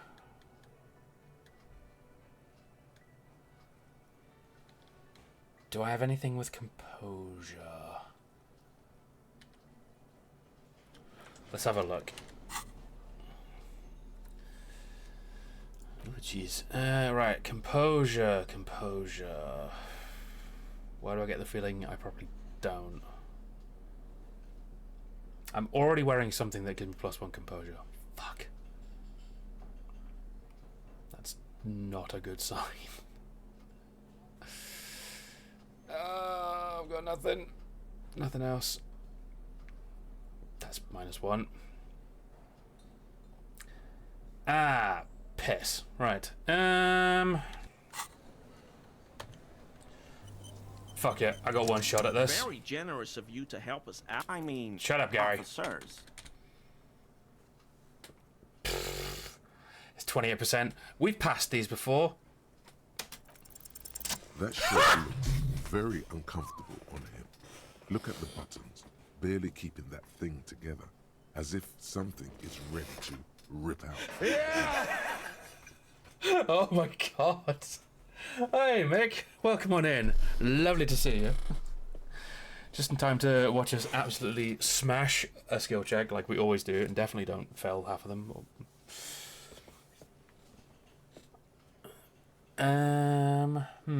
Something worn underneath it, perhaps? Yes, like a piece of ceramic armor, for example. Ah. One that makes a clicking sound when the plates meet each other, resembling pearls or marbles, stolen from the corpse in the yard near where he lives. So, Gary, when you said you didn't really know much about the armor, you said that to me whilst literally wearing a piece of the armor. You lying fuckbag. I see you're a connoisseur of high-quality combat gear. I knew you'd figure it out, officer. I'm sorry I didn't tell you at once. He unbuttons the shirt. I was ashamed of what I did. And I didn't want you to know. You see gleaming white ceramic shine underneath. A thin layer of interlocking plates covers his gaunt torso. We're not detecting falsehood, sire. He's gearing up to admit the truth. This shame is surprisingly sincere. How you doing, Mick, anyway? Did you have a good birthday? Of course you did. Fucking Scotland made it to the World Cup. Very nice of them to do that for your birthday. Gary, what's going on? It's almost like they knew. I took the hangman's cuirass. I didn't mean to. What do you mean you didn't mean to? It fell off the body and landed on your own torso and then secured itself? God damn it, Gary. What the fuck, Gary? This is why I hate you. Inexplicably. I know. Send him a thank you card. Shame on you. Give the cuirass to the officer at once. Yeah, hand it over, ballbag. Gary didn't mean to interfere with your investigation, officers. He's just thick-headed and poor as dirt. But he's always helped us, given us a place to stay. And he's followed Morel into God knows what jungles. He didn't mean to steal the armor from the corpse. He's just a bit of a twat. He's a loyal friend.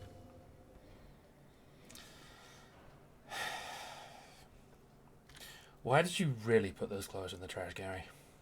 Everyone was picking those pieces off him, and I was watching them do it. And they'd scattered his clothes all over the yard. Everything was smelling. He looks at his feet. So I went there to take out the trash and started cleaning up. All those rags on the ground, him swinging up there, and I had a lapse of honor, sir. I thought, he's a foreigner. They all say he wasn't from here. Oh, so you just thought, oh, he's a foreigner. I'll just nick his stuff then. Because, yeah. Only the cuirass was left, so I stripped it off him. It was early in the morning. No one saw me. I took it with me. It was a mistake. Had I known it'd give you guys trouble, I wouldn't have... Fuck. Gary, you're lucky I don't jab you in the throat with this multi-tool. And by jab, I mean fucking crush your windpipe. We're detecting into sincere dust. contrition here, sire. He's not trying to flatter anyone. It's okay. It was a loose end, and you are tying it up now. I'm so fucking sorry I called you Yellow Man. Sealite officers commanded the suzerain's navy. Most of them sided with the king when... He shakes his head. They were thoroughly conservative men. he realizes suddenly. It's difficult to say what the lieutenant thinks of this historic apology. His face does not belie emotions. Alright, serious question. Do you know who killed the hanged man? I always thought it was the Union, but I sure as hell won't go around saying that anymore. You have my word. I don't know, and I won't be running my mouth on this subject anymore. This is all he knows. Give me the armor. Now. You bell end. He sighs again, hangs his head, and unbuttons his shirt fully. A cuirass that matches the dead man's boots comes into view. Soon it is in your hands, smelling of his sweat. Don't sniff it. Why did you like me, Gary? Is it 'cause you're a dick? Because I was weak. Close enough. I should have told you the moment I saw you, but... He's a scaredy cat.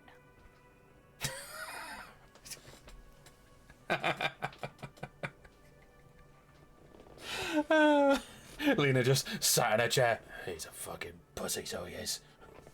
Right, Gary, we done here. Yes, absolutely.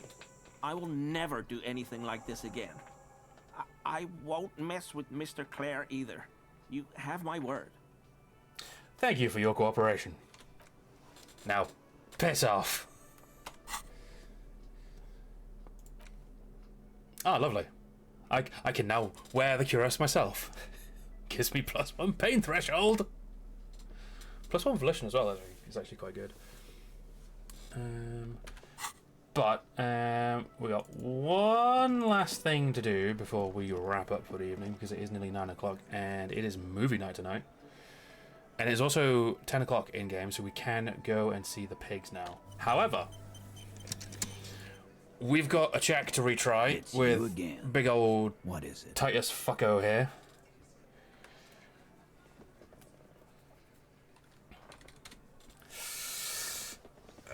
Okay, 83%. I need to roll a 5. These are usually the checks that I fail. Convinced Titus is being manipulated. Bad idea. Come on! Bringing her up will do no good. You should know by now. Sometimes it may be good, sometimes it may be shit. It's been mostly good tonight, though. One of his boys will, though. Just remember, it's about more than Clausia.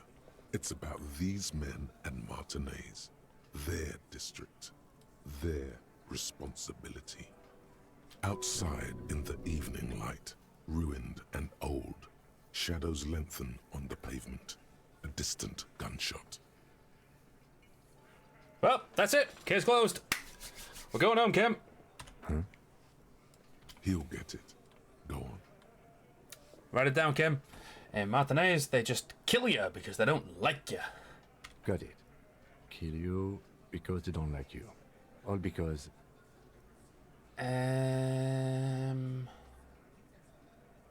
Ooh, right. Now, hang on.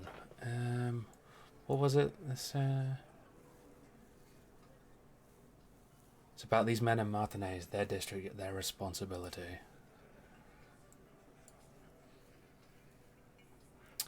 Because you work for the wrong people. Goddamn right. This is Union Town. You work for the company, we will kill you. Shanky old pro-union over here. Fuck, Dennis. We don't kill you if you work for the company. Half the harbor works for the company. Work for the wrong company, and they execute you. They just hang you, like in the Dark Ages. Make a display of your corpse. It wasn't that. It wasn't... We just couldn't get him down, okay? That's it. That's the weak one. You flushed him out. Now go in for the... Officer, you will be next if you don't shut up. The old man reaches for his belt, but his voice is strangely calm. Alright, Theo. Calm your tits. Fucking hell. He's onto you. He knows what you're trying to do.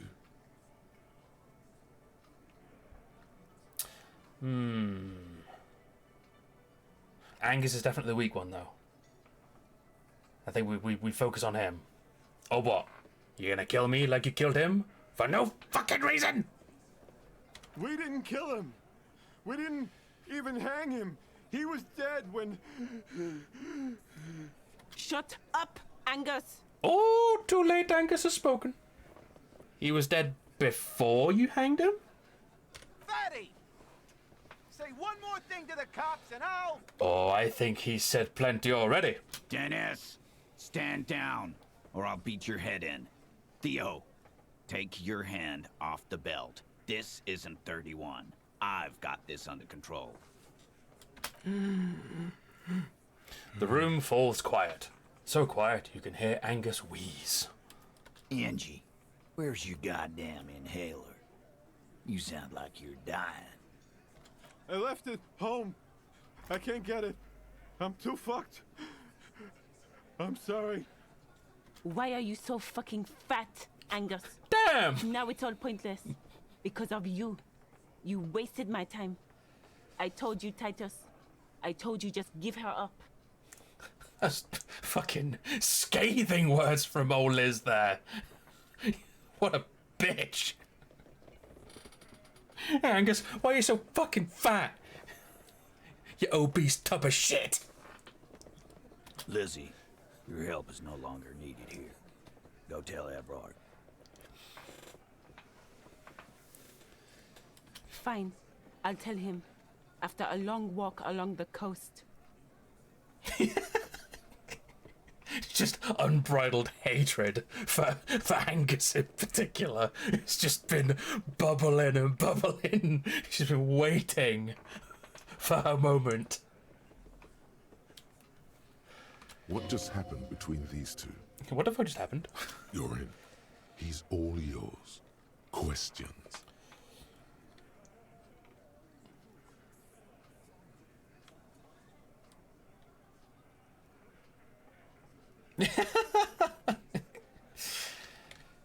So you didn't kill him. He was already dead. He nods. You hanged the corpse to cover up the real cause of death, the bullet in his head. Another nod. Why? 'Cause the girls asked us to. They were in some shit. Girls plural. There's another girl. 2 of them. Take note of this. They'll probably say more about her later. Did she kill him? Cop, I have no idea. The girl says she didn't. He doesn't think she did. Or at least he hopes she didn't. We're making headway here. So what happened Sunday night? Classier came down. She seemed really out of it. Drugged up, even more than usual. Bug-eyed and gurning, you know? Not in a fun way. It looked like she'd redosed after something went down. I've seen that look before. She was scared. I knew someone had died. How did you know? I've done this job for 10 years. I've seen it before. It's the politician in the motel room with the dead hooker scenario. Only in reverse. Huh? Good analogy, boss. You don't get to talk yet, Shanky. You're still on the bench.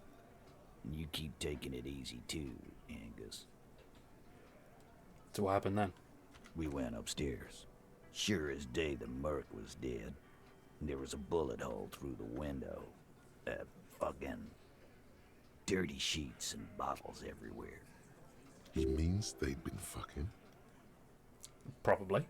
Tibbs patched the window. And the corpse. We hanged. Who's Tibbs? The 8th Hardy? Nah, he's my brother. He's in the window replacement business. Oh, okay. Right now, he's grateful he hasn't gotten his brother into this mess. So if Classier didn't kill him, why the cover-up? You may have noticed our girl's in some shit of her own. Well, she told me some people were after her, from Aranya. She wouldn't say more. Yeah, she wouldn't. She's fucked if she shows up on police radar. These people, who are they? They're powerful, connected to the moral intern. She's clearly afraid for her life. Says if she showed up in your systems, she'd be ghosted away. That's all he knows.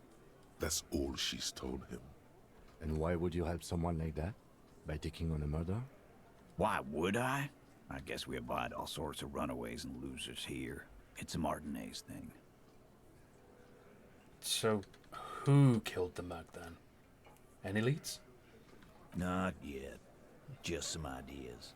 She says the shot came from outside, behind the window somewhere. So that's a clue. What are you thinking? I'm thinking someone's past caught up with them. Either hers or his. Hers, you mean? I mean the people after Klausya. Maybe the shot missed. Maybe it was meant for her. It's possible. I like that. Been thinking the same thing myself. You had ideas about his past too? I do. One of those mercenary buddies of his could have done it. They got guns, training, years of bad blood, probably. Or it could have been someone else from Crenell. He pauses to think. Tell you what I'd do. Check out the coast for vantage points. Maybe consult with a ballistics buddy of mine. That's what I'd do. If I wasn't too busy doing this clown dance with you. These theories, not bad. Don't buy either one, but still, this guy's not as dumb as he looks. So whose idea was it to hang him anyway? Hers? In a manner of speaking. Remember the two girls? He may be talking about the other one. Earlier you said the girls asked for your help. Was this the other girl? That's right. It was her idea to hang him. I liked it for political reasons. It sent a good message. It's her, isn't it? The missing 8th Hardy. That's the other girl. The big guy turns to Glenn, who's about to say something. The blonde shuts his mouth before a word escapes. I'll say it again. All the Hardy boys are right here, cop. That woman is just affiliated with the Hardy boys. You don't know her, anyway. Understood, Tyus. Can you tell me anything about her? Name? Current location? Nope. You're not getting to her. It's Klausya you want to talk to. Kim, we did it! The lieutenant gives a smile only you can see. Thank you for this, Tyus. I'll go talk to her. For the last time. You do that. Hey, cop. Before you go. Suddenly, the wind picks up outside. You hear it rattling the large windows in their frames. It carries newspapers, circles the whirling in rags in a warm column. She, Klausya, came to Martinez to hide. Many of us did. This is where you wash up when there's nowhere left to go. The Union takes you in. Now, she refused that protection. But still, after all this headache, But you would still prefer if we didn't take her away. that's right. If we didn't take care of the people who end up here, this place would just be a couple of ruins and some cargo containers. We'll take that into account. The lieutenant slides his notebook into his coat pocket. He turns to leave. Oh boy!